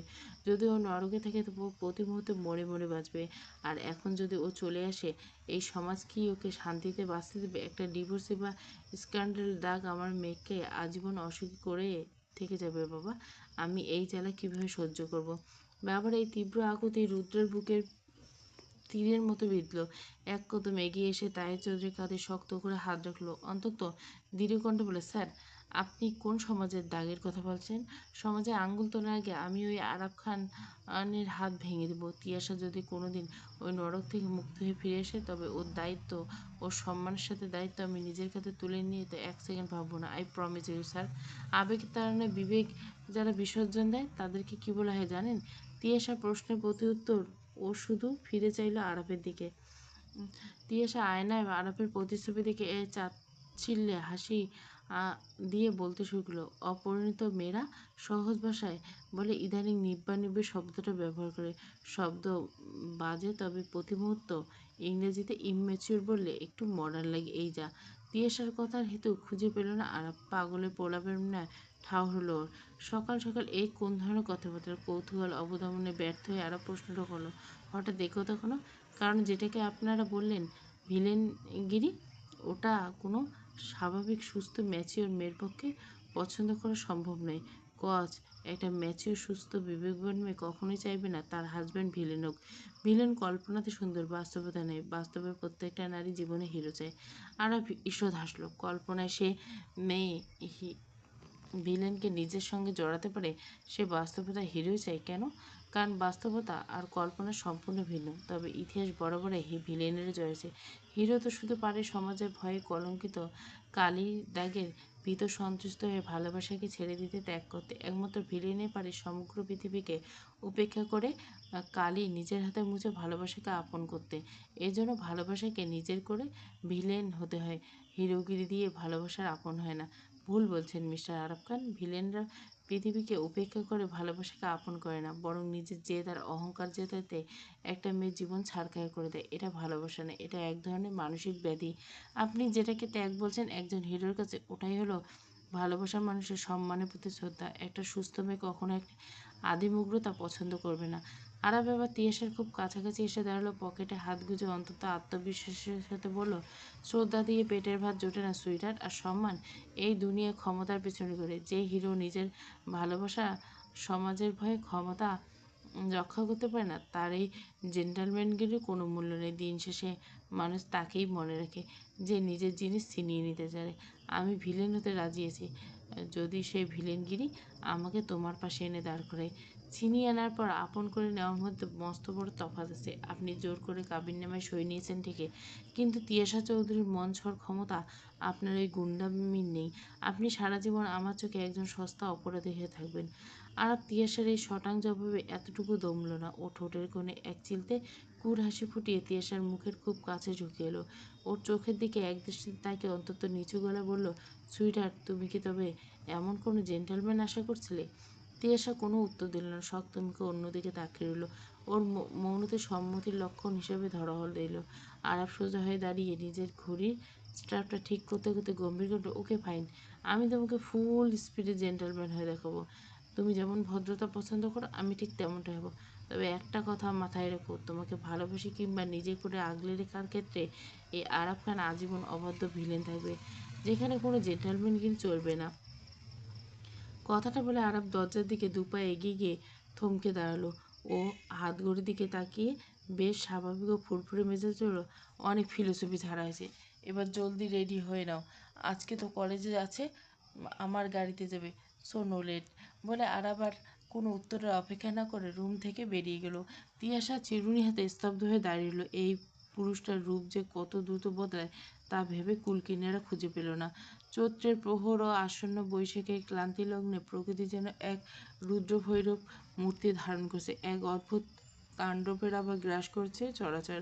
তপ্ত রৌদ্রের তীব্রতায় রাজকীয় পিচ গলে যাওয়ার উপক্রম। আকাশের এক ফোঁটা মেঘের চিহ্ন নেই। তীব্র দাবদাহে আর ভ্যাপসা গরমে হাঁসফাঁস করছে ব্যস্ত নগর জীবন। সকাল সকাল আরব নিজেই তিয়াশাকে কলেজ অবধি পৌঁছে দিয়ে গেছে। যাওয়ার সময় কড়া গলায় হুমকি দিতে ভোলেনি যেন কোনো চালাকি করার চেষ্টা না করা হয়। তবে ওর হুমকিতে শুধু বলা অবধি থেমে নেই, সেটা তিয়াশার জ্ঞান সীমানার বহির্ভূত নয়। ও খুব ভালো করেই ওকে সর্বক্ষণ নজরে রাখার আরাপ অন্তত 10 জন প্রহরী নিযুক্ত করে রেখেছে। ক্লাস শেষ করতে এক বুক ক্লান্তিতে নিঃশ্বাস ছিল তিয়াশা। অস্বস্তিকর তপ্ত দ্বিপ্রহরে ও নিজের অন্তরঙ্গ বন্ধু আদ্রিতার সাথে গল্প করতে করতে করিডোর দিয়ে হাঁটছিল। আদ্রিতা ওর হঠাৎ উধাও হয়ে যাওয়া এক অদ্ভুত পরিস্থিতি নিয়ে একের পর এক প্রশ্নবাণ ছুড়ছিল, আর তিয়াশা নিজের ভেতরে ঝড়টুকু আড়াল করে বড্ড সাবধানে উত্তর দিল। ঠিক তখনই ওদের পথ আটকে 20-22 জন ছেলের একটা অচেনা বনিত ভঙ্গিতে তিয়াশাকে সালাম দিল। আসসালামু আলাইকুম ভাবি। তিয়াশা আচমকা থমকে দাঁড়িয়ে ভুরু কুঁচকে তাকালো। ছেলেটা আর কোনো কথা না বাড়িয়ে অন্তত যত্ন করে পলিথিনে মোড়া একখানা ঠান্ডা কোকেন ক্যান আর ম্যাগনেসিয়াম আইসক্রিম ম্যাঙ্গোলিয়া আইসক্রিম তিয়াশার দিকে বাড়িয়ে দিল। তিয়াশা মহাবিশ্বের কিছুটা কঠোর গলায় শুধল, এসব কি, আর আপনি কে, আমাকে এসব দিচ্ছেন কেন? ছেলেটা মৃদু হেসে মাথা নিচু করে নির্দেশনা অনুযায়ী ভদ্রস্বরে বলল, আরাপ ভাইয়ের নির্দেশ ভাবি, উনি বললেন এই কড়া রোদে আপনার নাকি খুব কষ্ট হচ্ছে, তাই ক্লাস শেষ হতে যেন এই ঠান্ডা কোকেন আর আইসক্রিমটা আপনার হাতে পৌঁছে দেয়। আপনি প্লিজ এটা খেয়ে নিন, নাহলে ভাইয়া আমার চাকরি খায় নেবে। আরাপ ভাইয়া ভাই শব্দটা কানে পৌঁছানো তিয়াসার মেজাজ পারদ এক লাফে সপ্তমে চড়ে গেল। ও দাঁতে দাঁত চেপে ডাগর চক্ষু দিয়ে পাকিয়ে ছেলেটার দিকে চেয়ে ক্ষিপ্ত করে বলল, আপনার ভাইকে গিয়ে বলবেন ওনার এই সস্তা কেয়ারিং দেখানোর কোনো প্রয়োজন নেই। আর এই আইসক্রিম কোক ওনার ডাস্টবিন মার্কা মুখে যেন কেউ নিজে ঢেলে দিয়েছে। নিয়ে যান এগুলো আমার সামনে থেকে। এদিকে এমন রূপে ছেলেটার পরাণ পাখি উড়াল দেয় ওর এই উপর আরাকের করার নির্দেশ। ভাবি জুতোর বাড়ি মারল হাসতে হাসতে, কেলাইতে কেলাইতে তা গ্রহণ করবে। এখন যদি সত্যি সত্যি এই মেয়ে জুতোর বাড়ি মারে, না না বাবা, সম্মান নিয়ে বেঁচে পালাইতে বলে বুদ্ধিমানের কাজ। ছেলে খাবারগুলো কোনো মতে সম্ভঙ্গে রেলিংয়ের উপর স্থির রেখে উল্টো দিকে ঘুরতে যাবে। এতক্ষণে যাবৎ প্রস্তর মূর্তি নিয়ে দাঁড়ানো সমস্ত ঘটনা বেশ মনোযোগের দিকে অবকলন করলে তিয়াসা। ছেলেটা চলে যেতে তিয়াসাকে হালকা কনুই দিয়ে গুঁতল, উহ তিও, বুঝলাম জোর করে বিয়ে করছে, কিন্তু জামাই তো তোর দেখি পুরো নেক্সট লেভেলের কেয়ারিং। এই ভর দুপুরে রোদের মধ্যে তোর গলা শুকিয়ে যাচ্ছে ভেবে ডিরেক্ট স্পেশাল ফোর্স পাঠিয়ে দিল। সাইকো হলে কী হবে, বান্দা কিন্তু সেই রোমান্টিক। তিয়াসা আদ্রিতার দিকে একরাশ খুনি চাহনি হেনে রাগে ফুঁসতে ফুঁসতে বলল, তুই এর একটা ফালতু কথা বলবি না। না আদ্র, ও কোনো কেয়ারিং দেখাচ্ছে না। ও মূলত আমাকে চোখে চোখে রাখার জন্য এই আন্ডারগ্রাউন্ড চামচাদের এখানে সেট করে রেখেছে। নিজের খাঁচায় বন্দি পাখিটা ডানা ঝটপাচ্ছে কিনা সেটাই চেক করছে ওই জল্লাটা। চল এখান থেকে, আমার দম বন্ধ লাগছে। ক্যাম্পাসের এই অংশটুকুতে সবুজ সমারোহ কিঞ্চিত কম হলেও মহিরুমের নিবিড় ছায়া স্থানটা বেশ স্নিগ্ধ আর সুশীতল। তিয়াসা আর আদ্রিতা ক্লান্ত চরণে এসে এক ছায়াবৃত্ত কাঠের বেসিনে আসীন হলো। মধ্যাহ্ন তপ্ত হওয়ার এখানে এসে বেশ কিছুটা শান্তরূপ ধারণ করেছে। তিয়াসা যখন নিজের তপ্ত ললাটে ঘাম মুছল, ঠিক তখনই আচমকা পেছন থেকে এক অতি পরিচিত গম্ভীর পুরুষের কণ্ঠস্বর প্রতিধ্বনিত, সুইটহার্ট। শব্দটা কর্ণপুর প্রবেশ করা মাত্র তিয়াসার সমগ্র অবয়ব মুহূর্তের মধ্যে রক্তিম বর্ণ ধারণ করলো। অপমানে তীব্র জ্বালায় ওষ্ঠাধর কাঁপতে লাগলো ওর। আর পিছনে বিলম্ব না করে তীব্র আক্রোশে পেছন ফিরে প্রায় চিৎকার করে উঠল, আপনার কি বিন্দুমাত্র লাজ লজ্জা নাই? সবার সামনে এভাবে সম্বোধন করতে রুচিতে বাঁধে না মিস্টার আরব? বলতে বলতে তিয়াসার কণ্ঠদ্বার মাঝপথে অবরুদ্ধ হইল। সম্মুখে দৃশ্য দেখে ওর চোখ দুটো ছানা পড়া। সেটা আরব খান নামক কোনো দুর্ধর্ষ মানবের অস্তিত্ব নেই। 20-25 বছরের এক চ্যাংড়া যুবক আপন মনে বটবৃক্ষের তলে দাঁড়িয়ে ফোনে তার প্রেমিকাকে বেশ সম্বোধন করছে। তিয়াসা এমন অপ্রস্তুত কাণ্ড অবলোকন করে আদ্রিতা নিজের হাসির রেখ সংবরণ করতে পারল না। ও সোফা দৃশ্য বেঞ্চটার উপর প্রায় ভেঙে পড়ে খিলখিল করে হেসে উঠল। অতঃপর তিয়াসার কাঁধে হাত রেখে মৃদু ধাক্কা দিয়ে টেনে নিয়ে গেল। ও তিউ, মানিস আর না মানিস, ওই সাইকোটার সুইটের ধাক্কা তোর মন মস্তিষ্কে এমনভাবে গেঁথে গেছে যে এখন বাতাসে সে শব্দ ভাসলে তোর মনে তোর পরম স্বামী বুঝি তোকেই ডাকছে। আহা কিতনা পেয়ারে। তিয়াসা লজ্জায় আর অপমানে যেন মাটির সঙ্গে মিশেছে, কিন্তু পরক্ষণে নিজের সমস্ত লাজুকতা আর আবেগে দিয়ে পা পিষে মুখটা কোনোরকম কুঁচকে আদ্রিতাকে একখানি জ্বলঞ্চ চাহনি উপদেশ বলল, একদম বাজে বকবি না আরু। ওই জল্লাদের নাম শুনলে আমার গা গুলে বমি আসে। আমি তো কেবল ভাবলাম আমার আবার কোত্থেকে আমার শান্তি নষ্ট করতে চলে আসে। আদ্রিতা ভুরু নাচিয়ে হাসলো। তাই নাকি মনে মনে চাচ্ছিস বান্দা সত্যি আসুক? একেই বোধহয় বলে মুখে নেই মনে আছে।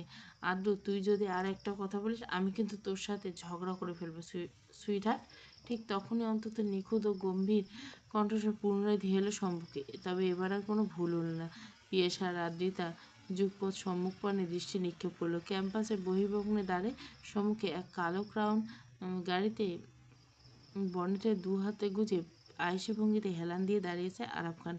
চোখে দামি কালো চশমা, ঠোঁটের কোণে চিরচেনা ক্রুর মারাত্মক করা এক বক্র হাসি। মধ্যাহ্নের প্রখর রৌদ্রলোকে ও তীব্র অবয়বকে পরে এক অদ্ভুত দ্যুতি ছড়াচ্ছে। ও রোদ চশমাটা সামান্য নামিয়ে চোখ টিপে তিয়াসার উদ্দেশ্যে দূর হতে হাত নাড়ালো। তিয়াসা ক্ষুব্ধ দৃষ্টিতে তাকাতে পাশ থেকে আদ্রিতা ফের টিপ নিকেল উঠল। সুইটহার্ট। আদ্রিতার এহেন কাণ্ডে মেজাজ ভারত যেমন চড়ছিল, তেমনি লজ্জায় লুকোনোর কোনো অতল ঘর খুঁজে পাচ্ছিল না তিয়াসা।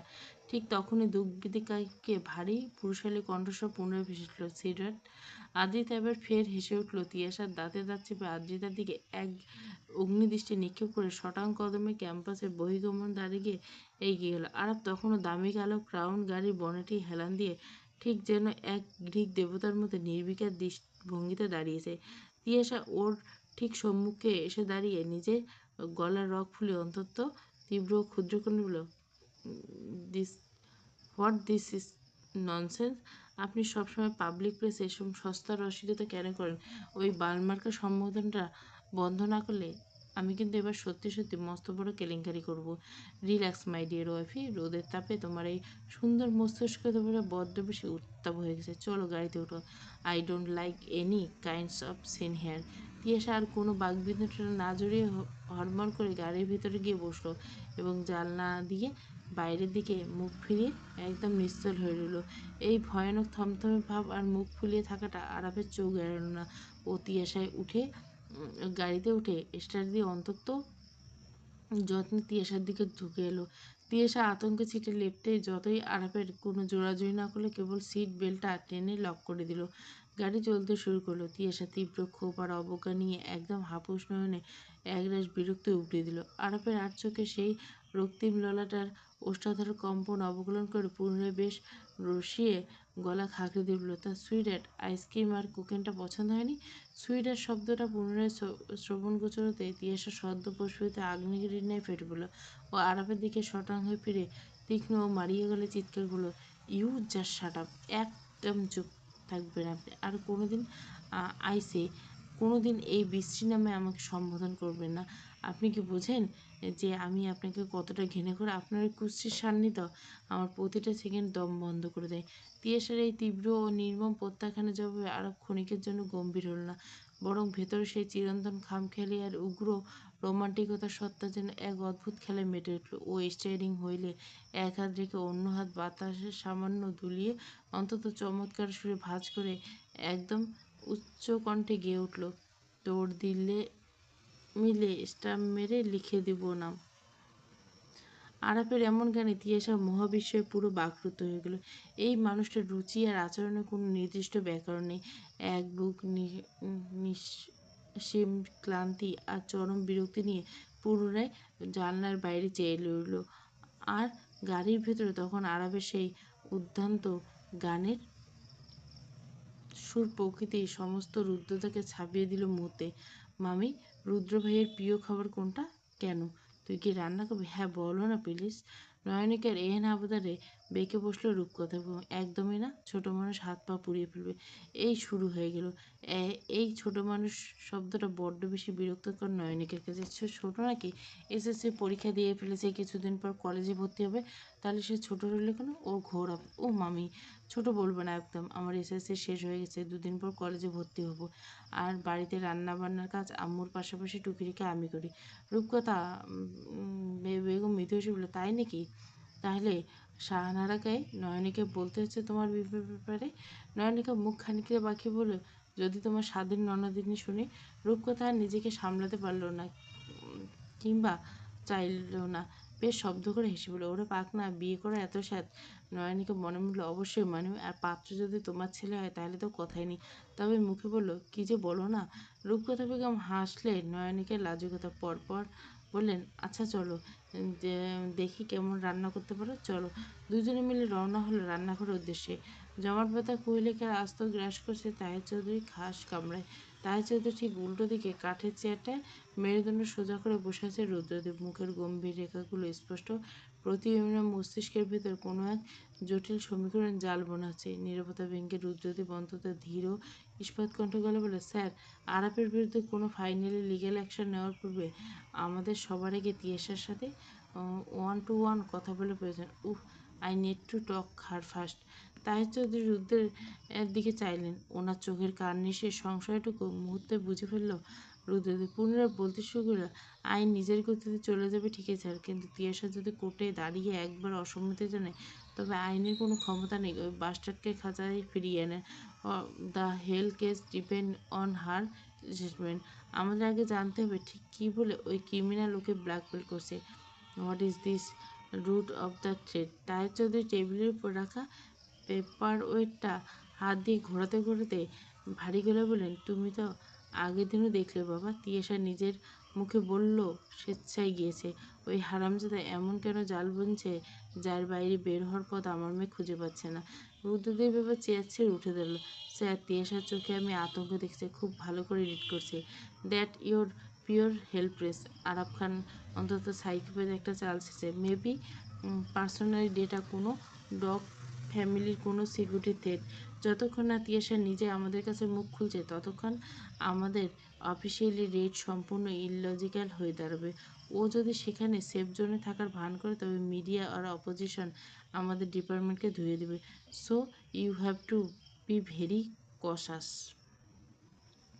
তাহের চৌধুরী একটা দীর্ঘশ্বাস ফেলে নিজের চশমাটা টেবিলের উপর রাখলেন। ওনার ক্লান্ত চোখে আবার সেই চরণাপিত্ত স্পষ্ট হলো। রুদ্রদীপ ওনার দিকে ফিরে পরম আশ্বাসে বললেন, আপনি একদম ভেঙে পড়বেন না। আমি অলরেডি একটা ইনফরমেশন সোর্স রেডি করছি। আগামীকালই হোক আর পরশু হোক আরাফের চোখের আড়ালে তিয়াসার একটা সিক্রেট কোঅর্ডিনেশন তৈরি করবো। Just a few minutes of conversation. Tiyasa যদি একবার গ্রিন সিগন্যাল দেয় তবে ওই আরাফের পুরো সাম্রাজ্য গুঁড়িয়ে দিতে আমার 24 ঘন্টা সময় লাগবে না। This is my word sir.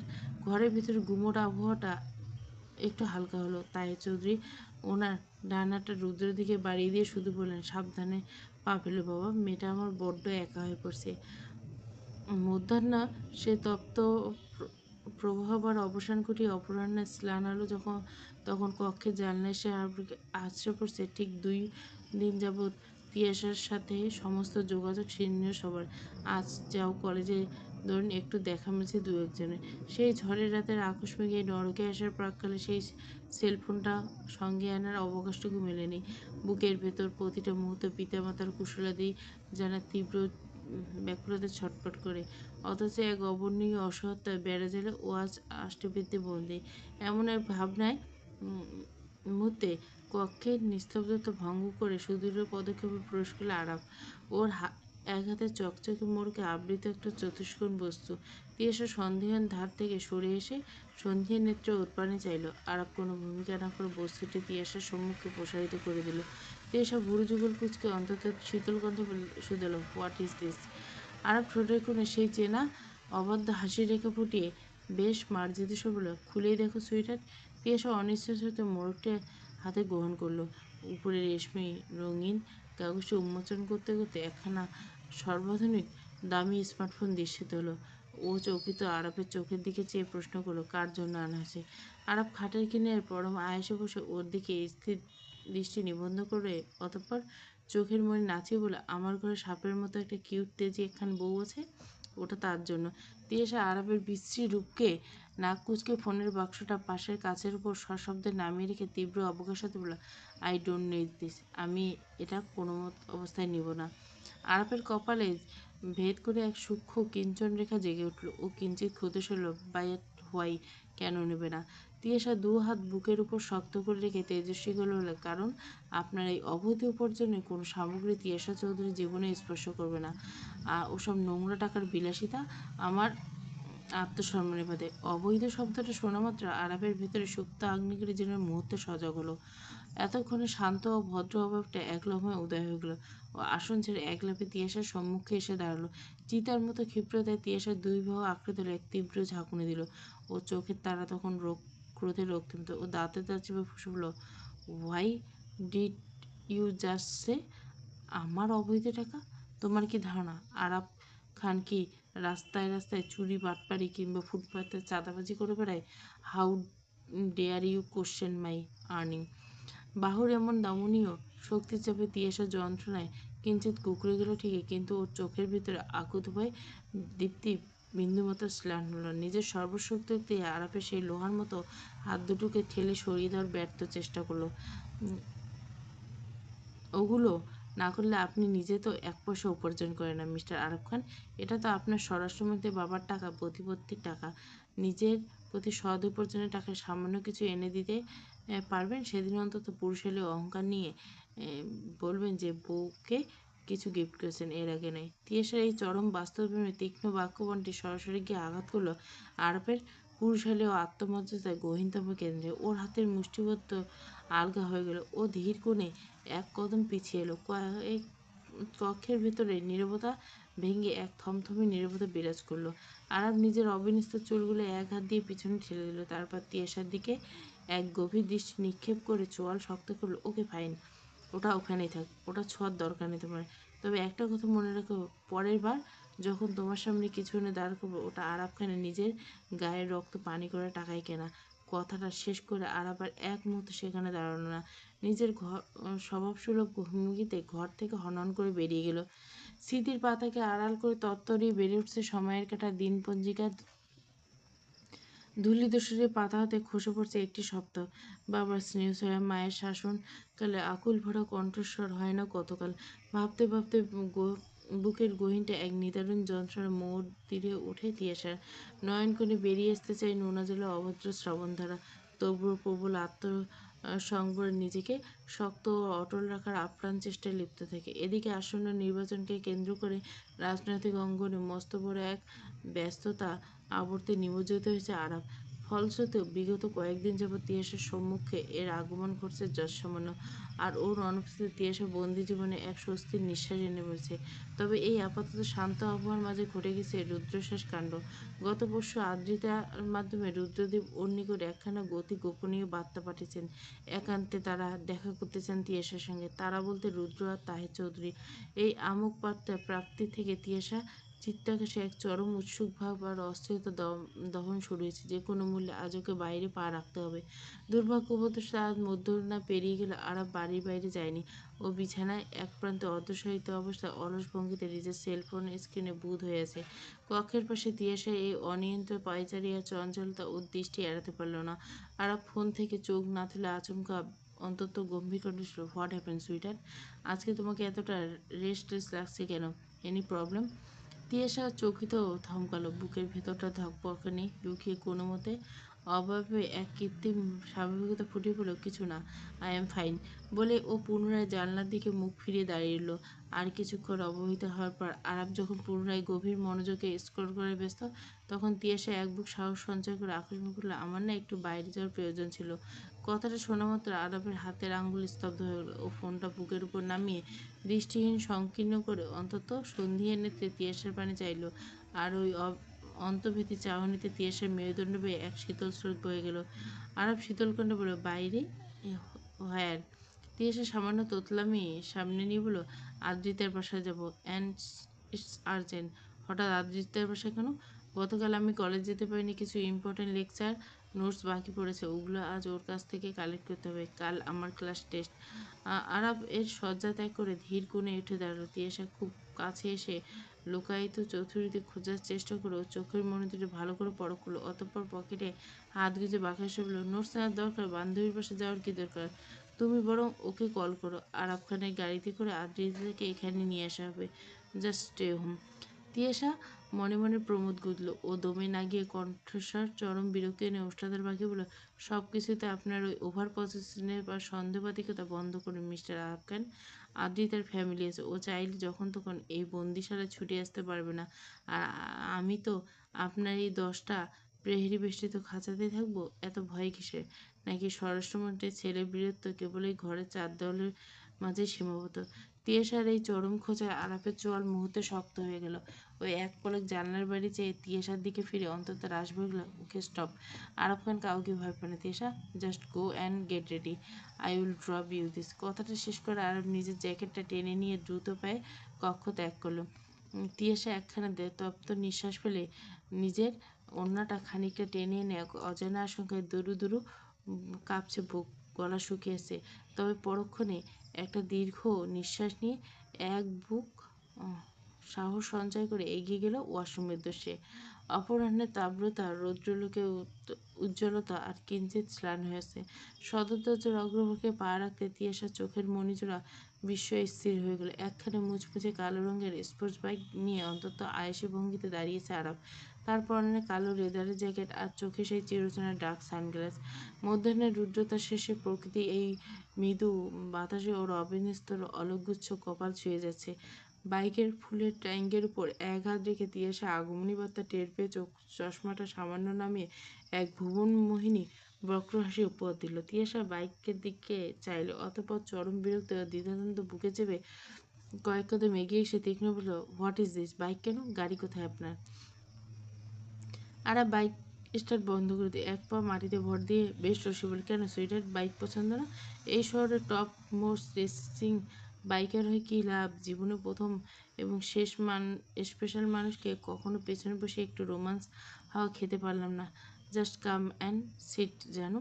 তিয়াসা এক কদম পিছিয়ে গিয়ে অন্তত কঠোর তাচ্ছিল্য বলে, আপনার সস্তা রোমাঞ্চে নিকুচি করি, আমি আপনার সাথে এই অদ্ভুত জার্নি চেপে যাব না। লোক লজ্জা বলে অন্তত একটা সেন্স আছে। আপনি দয়া করে গাড়ি বের করেন, নইলে আমি একাই রিক্সা নিয়ে যাব।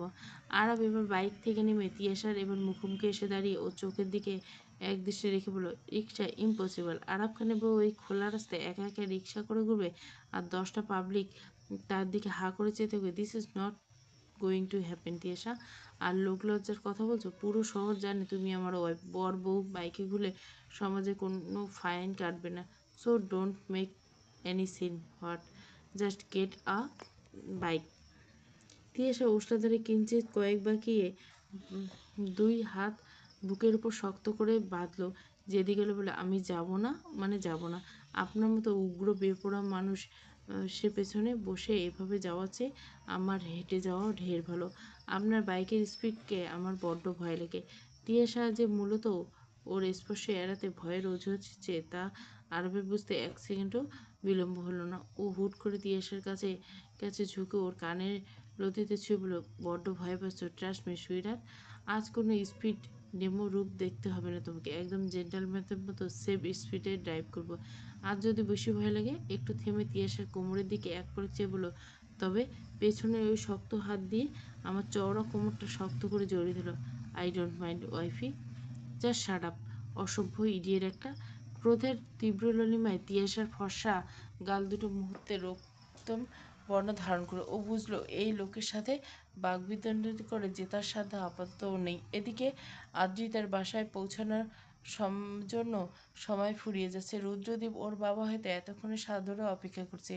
সময়ের এই নিদারুণ তাগিদে তিয়াসা নিজের সমস্ত আত্মবিশ্বাস যেন দ্বিধাবোধকে বিসর্জন দিয়ে এক বুক গভীর দীর্ঘশ্বাস ফেলল। ও চরম ঘৃণায় রাগে ফুঁসতে ফুঁসতে কোনো মতে বাইকের পিছনের সিটে এক দূরত্ব বজায় রাখলো। ও বাসার ভঙ্গি দেখে আরাম মুচকে আসলো। ও বাইকে উঠে তা স্টার্ট দিল। হোল্ড অন সুইটার, রাস্তায় কিন্তু বড্ড আঁকাবাঁকা। মুহূর্তের মধ্যে দিকবিদিক কাঁপিয়ে বাইকের সেই পরিচিত গর্জন প্রতিধ্বনিত হলো। তিয়াসা জানলার গ্রিলের মতো করে আরাফের জ্যাকেটের এক কোণে বড্ড সাবধানে একটু চেপে ধরল। প্রকৃতিক যেন বৈকালে স্নানালয় মায়াজাল, আর সেই মায়ার মাঝে কাঙ্ক্ষিত গন্তব্যের উদ্দেশ্যে তীব্র গতিতে ছুটে চলছে কৃষ্ণবর্ণের যান। কৃষ্ণবর্ণের যানটি রাজপথে তীব্র কোলাহল ভেদ করে সম্মুখপানে এগিয়েছে। তিয়াসার সমস্ত মনোযোগ নিবন্ধ আরাফের শরীর থেকে নিজের শরীরে দূরত্ব রাখার আপ্রাণ চেষ্টা করছে। ও সিটের এক প্রান্তে কিঞ্চিৎ জড়সড় হয়ে বসেছে এবং মুখের সম্মুখে পুরুষটির বিন্দুমাত্র স্পর্শ এক বিষাক্ত কণ্টকের ন্যায় বিঁধবে। তিয়াসার এই সুকৌশল দূরত্ব আর জ্যাকেটের এক কোণে অতি আয়নায় প্রতিচ্ছবি ধরা পড়ল আরাফের। ওর ঠোঁটের কোণে এক কূট হাসি দেখা গেল। মনে মনে এই পরিকল্পনা ফাঁদ পেতে আচমকা বাইকের এক্সিলারেটর সশব্দে ঘুরিয়ে দিল। মুহূর্তের মধ্যে যান্ত্রিক দানবটি এক সিংহের মতো গর্জন করে দ্বিগুণ গতিতে সামনের দিকে এক মস্ত বড় লাফ। ঘটনা আকস্মিক তীব্র গতিবেগে আকুল ধাক্কায় তিয়াসা নিজের ভারসাম্য বজায় রাখতে পারল না। এক লহমায় ছিটকে এসে সরাসরি আছড়ে পড়ল আরাফের চওড়া শক্ত পিঠের উপর। দু হাতে অবচেতনভাবে আড়াআড়ি জড়িয়ে ধরল আরাফের শক্ত কোমর। তিয়াসা তপ্ত নিঃশ্বাস ছেড়ে আরাফের ঘাড়ের চামড়া স্পর্শ করতে ঠোঁটের কোণে বক্র হাসিটা আরো চওড়া হলো। তিয়াসা মুহূর্তের মধ্যে নিজের এই অবস্থান টের পেয়ে লজ্জা আর আতঙ্কে শিউরে উঠল। ও তড়িৎ গতিতে নিজেকে সামলে পুনরায় পেছনে সবার চেষ্টা করতে চেয়েছিল। Stop Araf, what is this জিনিস? আপনি কি পাগল হয়ে গেছেন? স্পিড কমান বলছি, নইলে আমি এই চলন্ত বাইক থেকে লাফ দেব। আরাফের গতি বিন্দুমাত্র না কমে বরং বাইকটা আরো একটু সর্পিল গতিতে পাকিয়ে আয়েসে সুরে বলল, লাফ দিবে? ট্রাই করে দেখতে পারো সুইটহার্ট। আমি তো আগেই বলছি রাস্তা বড্ড আঁকাবাঁকা, একটু তো ধাক্কা লাগতেই পারে। তিয়াসার আগে ফুঁসতে ফুঁসতে নিজের হাত দুটো কোমর থেকে সরিয়ে নেওয়ার আপ্রাণ চেষ্টা করলো। রাস্তা আঁকাবাঁকা নয়, আপনার মনটা বাঁকা। আপনি ইচ্ছাকৃত এইসব নোংরা করছেন। ইডিয়েট, সস্তা গুন্ডা একটা। হাত ছাড়েন বলছি। আমি এভাবে আপনার গায়ের উপর লেপ্টে থাকতে পারবো না। আরাফ আয়নার উপর আর একটি ললাট ক্ষুদ্র টাগর চক্ষুদয় দিয়ে চোখ টিপল। অতঃপর ফুসফুস করে বলল, ওয়াইফি, এত চিল্লাচ্ছ কেন এই রোমান্টিক ওয়েদারে? তোমার এই কড়া চিৎকার রাস্তায় পাবলিকে রোমান্টিক সিন বাদ দিয়ে আমার দিকে ঝগড়াটে কাপড় ভেবে তাকাবে। আর এত সরছ কেন? কড়া স্পিডে যদি হাত ছেড়ে দাও তাহলে ডিরেক্ট পিচের রাস্তায় আলতা মুখটা আচার খাবে, তখন ওই সুন্দর গালে ব্যান্ডেজ করা লাগবে। আমি তো জাস্ট তোমার সেফটি এনশিওর করছি। তিয়াসা অপমানে তীব্র জ্বালায় ওর সাথে দংশন করলো। ও বুঝতে পারলো এই অবদ্ধ বেপরোয়া পুরুষ তার সাথে যুক্তিতে চলবে না। ও চরম ঘৃণায় নিজের মুখটা আরবের কাঁধের আড়ালে লুকিয়ে রাখলো। বাইকে তীব্র গতিতে দমকা চুলগুলো এলোমেলো করে দিচ্ছে। আরবের ভেতরে উগ্র খামখেয়ালি সত্তাটা তিয়াসার অসত্যের রাগটুকু পরম তৃপ্তিতে উপভোগ করতে করতে এগিয়ে চলল আদ্রিতার বাসার পানে। মুহূর্তের মধ্যে মাঝে আদ্রিতার বাড়ির সামনে এসে পৌঁছালো। তিয়াসা আর কথা না বাড়িয়ে তড়িঘড়ি করে নামলো বাইক থেকে। আরব হেলমেট পরিহিত অবস্থায় এক ঝলক তিয়াসার দিকে তাকিয়ে বলল, হ্যাভ এ গুড আফটারনুন তিয়াসা। আমি এখন পার্টি অফিস যাবো, ফেরার পথে তোমাকে নিয়ে যাবো, হ্যাঁ? তিয়াসা সম্মতিসূচক মাথা নাড়ল, শুধু চটজলদি পদক্ষেপে প্রবেশ করে ভেতরে। আরাপ শেষ অবধি প্রস্থানের পথে চেয়ে রইল। ও ভেতরে ঢুকে লাগিয়ে দেওয়ার পর তবে বাইক স্টার্ট দিল। আদ্রিতা বাড়ির প্রধান দরজা অতিক্রম করে তিয়াসার বুকের ভেতরটা যেন সহজ তরঙ্গে প্রতীক অভিজ্ঞাতে প্রফুল্লিত হলো।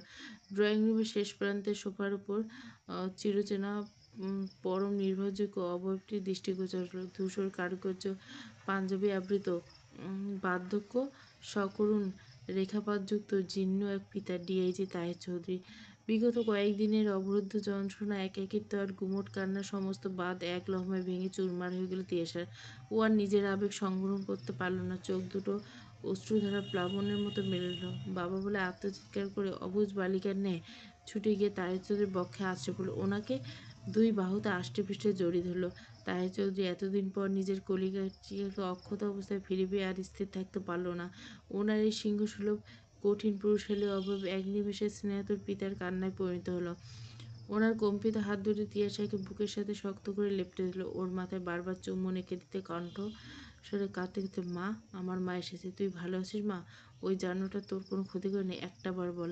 তিয়াসা পিতার বুকে মুখ গুজে কেবল খুবই কাঁদতে লাগলো। কক্ষের ঠিক এক কোণে এই অভূত ও করুণ পিতৃকন্যার পুনর্মিলন নিবিড় মনোযোগ অবলোকন করছিল রুদ্রদেব। তাই প্রখর সন্ধানী দৃষ্টিজোড়া স্থির হইল তিয়াসার আনমনে। গত এক সপ্তাহে তিয়াসার মাঝে কোনো এক অলৌকিক পরিবর্তন আসছে। অপরাধবোধে তীব্র গ্লানি ও মানসিক দহন সত্ত্বেও অপরাহ্নে এই স্ল্যান আলো মেয়েটাকে আজ বেশি মায়াবী আর অপরূপ ঠাউর হলো রুদ্র চোখে। অবিন্যস্ত আলোকগুচ্ছ কপাল বেয়ে নেমে আসছে।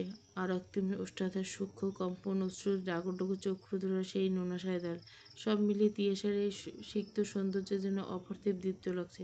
রুদ্রদেব এক গম্ভীর দীর্ঘশ্বাস ফেলে নিজের মনের অবাধ্য মুগ্ধতাটুকু অতি সপ্তনু দমন করে দু পা এগিয়ে এসে অন্তত শান্ত ও গম্ভীর গলায়, তিয়াসা, নিজেকে শান্ত করুন, আমাদের হাতে সময় কম, যে কোনো সময় ওই সাইকোটা এখানে হানা দিতে পারে।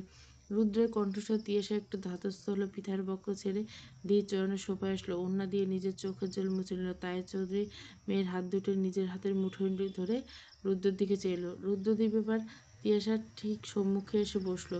ওর চোখের দিকে তাকিয়ে অন্তত পেশাদার কণ্ঠে আনল, তিয়াসা, আই নো আপনি একটা মস্ত বড় ট্রমার মধ্যে যাচ্ছেন, কিন্তু ট্রাস্ট মি, দেশের পুলিশ ডিপার্টমেন্ট আপনার পিছনে আছে। কোর্টে আমরা আরবের ওইসব কাবিননামা এক সেকেন্ডে বাতিল করবো। শুধু আপনার একটা স্টেটমেন্ট, তুমি আমাদের খোলামেলা বলো, ঠিক কী কারণে কি মেয়েটা তোমাকে ব্ল্যাকমেল করছে? ও কিসের ভয় দেখাচ্ছে আপনাকে এই কাগজে সই করতে বাধ্য? পিতার এই ব্যাকুল চাহিনি।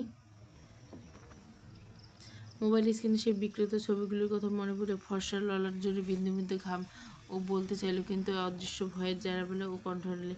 মেয়ের এই বিবর্ণ ও আতঙ্কগ্রস্ত মুখছবি তাহের চৌধুরী পিতৃর সাথে ব্যাকুল উঠল। তিনি তিয়াসার হাত দুটো আরও নিবিড়ভাবে আঁকড়ে ধরে, কোনো ভয় নেই মা, তুই নিঃসংশয় বল, তোর বাবা এখনো বেঁচে আছে, কোনো অন্যায়কারী তোকে ছুঁতে পারবে না।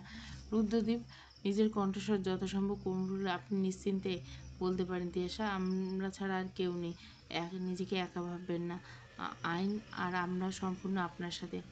তাদের এই ইস্পাস কোচিনে আশ্বাস তিয়াসার অবরুদ্ধ চিত্রে সাহসের এক নতুন জানালা। ও দীর্ঘশ্বাস ফেলে মনের গহীনে চেপে রাখা সেই বিষাক্ত সত্য অনর্গল একে একে উন্মোচন করলো। আরবের প্রযুক্তি ব্যবহার করে কিছু অন্তত ব্যক্তিগত বিকৃত ছবি যে এইভাবে সমাজে ছড়িয়ে দেওয়ার, পরিবারকে সমাজে ধ্বংস করার হুমকি দিচ্ছে, সবটা সময় বলল।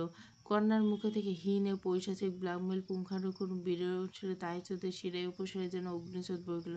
ক্রোধ অপরিমাণে হিংস্র সুলভ অবয়টা রীতিমতো ফুঁসে উঠল। তিনি সোফায় হাতলে এক তীব্র চাপ দিয়ে বজ্রখণ্ড করে, কী ভেবেছে স্বরাষ্ট্রমন্ত্রীর ছেলে হয়ে পার পেয়ে যাবে? এই তাহেজুদ ওর নোংরা দম্ভকে মাটির নিচে পিষে দিবে। রুদ্রদ্বীপের চোয়াল শক্ত হয়ে উঠছে, রীতিমধ্যে চোখের মণি দুটো খুঁড়বে অগ্নিশিখে দাউ দাউ করে চলছে। তবে ও পেশাদের খাতিরে বহু কষ্টে নিজের ভিতর আদিম উত্তেজনাকে সংবরণ করলো। তিয়াসাকে আস্তে করলো, আপনি টেনশন করবেন না, এই সাইবার ক্রাইমের ডিজিটাল প্রমাণ আরতি দ্রুতই রিকভার করে ডিলিট করার ব্যবস্থা করো। আর বেশি দিন নেই, আমি আইনের সমস্ত ফাঁদ প্রস্তুত করে জলদি আপনাকে ওই নরক থেকে উদ্ধার করবো। রুদ্রদেবকে থেমে সতর্ক গলায় বলল, তবে আমাদের এখানে বেশি দাঁড়ানো ঠিক হবে না। আপনি আপাতত ও আসার আগ অবধি এখানে থাকুন আর সাবধানে ফিরবেন। ও যেন করে টের না পায়। বাকিটা আমরা দেখছি। পার্টি অফিসের সেই পেছনে নিভৃত কক্ষ, তাই ধোয়া কুণ্ডল পাখি এসে পৌঁছে আরিয়ান আর সৈয়দ। সপ্তাহখানেক হলো ক্লাবে দেখা হয় আরবের, তাই বাধ্য হয়ে বন্ধু মহলে এসেছে। কিন্তু অদ্ভুত পানে ও চির পরিচিত পানির বদলে ঠিক স্থান করছে চা ও স্বাভাবিক খাদ্যদ্রব্য। যদিও ক্ষুদ্র ও পরিসরে সিগারেটের অবস্থান লক্ষণীয়। আরিয়ান অবাক হল, তোর কি হয়েছে মামু, এত জলদি এত চেস? আরব নিজের শার্টের হাঁটা দুটো গুটিয়ে অন্তত শান্ত করলো, ভাবছি আব্বুর ফ্যামিলি বিজনেস জয়েন করে পলিটিক্স আর ক্লাবের লাইফটা থেকে দূরত্ব দরকার। একটা রেসপন্সিবিলিটি জব খুব প্রয়োজন আমার। কথার শোনা মাত্র আরিয়ান,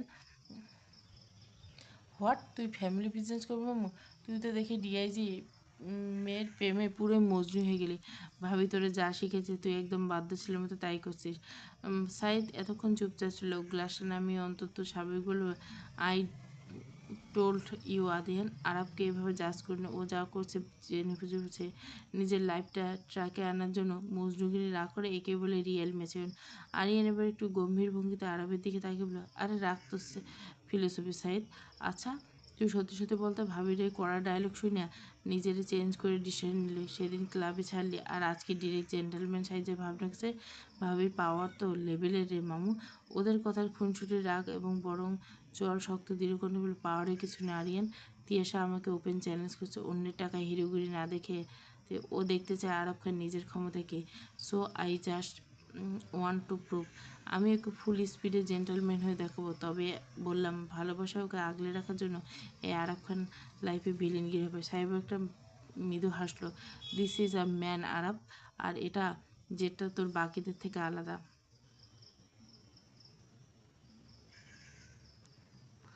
আচ্ছা সৈয়দ, একটা জিনিস আমি মেলাতে পারি না, তুই থাইকা সামনে খাবে আর এত উগ্রতা মারামারি ক্লাব, ওর এক্সাইটমেন্ট দেখতে না, তুই এত ব্যালেন্স কেমনে থাকিস রে ভাই? এরা নো আবিরের কথা সায় দিয়েছে এক্স্যাক্টলি। আমাদের গ্রুপে তুই হলে একমাত্র জেনলাম। আরিয়ান বাঁকা একটা হাসি দিয়ে যে, আরে কাহিনী অন্য কিছু। আচ্ছা সাহিদ ভাই, তোর লাইফে কি এমন না কেউ আছে যে তোর ম্যাচিওর বানিয়ে দিয়ে গেছে? মানে ছ্যাঁকা টাকা হিস্ট্রি আছে নাকি? মনোযোগে একযোগে করা প্রশ্নে সাঈদ কিছুক্ষণ চুপ রইল। টেবিলের উপর রাখা কাচের গ্লাসটা গায়ে আঙ্গুল দিয়ে একটা বৃত্ত আঁকল। তারপর একটা দীর্ঘশ্বাস ফেলে ঠোঁটের কোণে এক চিলতে হাসি পড়ল। জন্ম থেকে কেউ ম্যাচিওর হয় না রে আবির, ঠেকে শিখে। তোরা আজ আরবকে দেখে মজনু বলছিস, কিন্তু ও লাকি যে ও সময় থাকতে নিজের ট্র্যাকে ফিরছে। আমি তো সেই সুযোগটা পাইনি। সাঈদের গলায় কেমন এক আকুল পরিবর্তন। টেবিলটা হুট করে নিমজ্জিত হয়ে গেল। আরিয়ান রসিকতা থামিয়ে সোজা বসলো। আরব সাঈদের দিকে তাকিয়ে নরম হলো, তার মানে ছিল কেউ? সাঈদ শূন্য দৃষ্টিতে দেওয়ালের দিকে তাকিয়ে, হ্যাঁ ছিল। কোনো এক ভুবনমোহিনী সৌন্দর্যের অধিকারী আমার জীবনে এসেছিল, যার চোখের পলকে আমার পুরো ইরান এক কৌতূহল জিজ্ঞেস করলো, তাহলে কী হয়েছিল? ব্রেকআপ? সে তোরে ছাড়িয়েছে? না, সে ছাড়েনি, আমি বাধ্য করছি ওকে চলে যেতে। সকল সামান্য মানে? সাহেব ধীর হয়ে উঠে দাঁড়ালো জানলার দিকে। বাইরে তখন অপরাহ্নে সিএমন রোদ্দুর দেখা মিলছে। ও পকেটে হাত রেখে বলল, আজকে আরবের মতো আমিও ভাবতাম বাপের টাকায় ভণ্ডগিরি বুঝি। একেবারে ছন্নছাড়া ভাবুরে একটা লাইফ ছিল আমার। ও বারবার আমাকে বোঝাতেছিল নিজের পায়ে দাঁড়াতে। আমি আমার ইগো আর উগ্রতার চক্রে আমি ওর কোনো কথাই কানে তুলি। রেজাল্ট কী হলো? আমার ছন্নছাড়া ভব করে লাইফস্টাইল একদিন আমার জীবন থেকেও চিরতরে হারিয়ে গেল। সৈয়দ ঘুরে তাকিয়ে বন্ধুদের দিকে তাকালো। অশ্রু নেত্রে সে বুক খাঁ করে আফসোস করে বলল, ও আরবের কথা হাত দিল। ও যাওয়ার পর আমার রিয়েলিটি চেক হলো। তখন আমি নিজেকে দেখছি, কিন্তু তখন বড্ড বেশি দেরি হয়ে গেছে। এজন্য তোকে বলছি সময় থাকতে মূল্য দেয়, না হলে আমার মতো সারা জীবন আফসোস করবে। আরব তিয়াসের কথা মনে করে আনমনে হাসলো। অতঃপর একটা ঘড়ির কাঁটার দিকে তাকিয়ে বলল, তোরা থাক, আমার যাইতে হবো। ওকে বাসায় পৌঁছে হবে সন্ধ্যা হয়েছে। বন্ধুগুলো একযোগে হাসলো এবার। আরব প্রস্থানের দিকে চেয়ে বলল, তুমি ফেঁসে গেছো রোমিও, বেস্ট অফ লাক মামু। ইন্তজারে ওয়াফিল। পর্ব 3, পুরো গল্পটা প্লেলিস্টে। আর 2টো পর্ব আছে। আর কলঙ্কের কারুকাজ, এই গল্পটাও আমি কন্টিনিউ দেবো এই গল্পটার সাথে, কালকে আবার দেব। এই গল্পটা আমার ভালো লাগছে ওই জন্য পড়ছি। আর এই গল্পটা 2টো পার্ট আছে।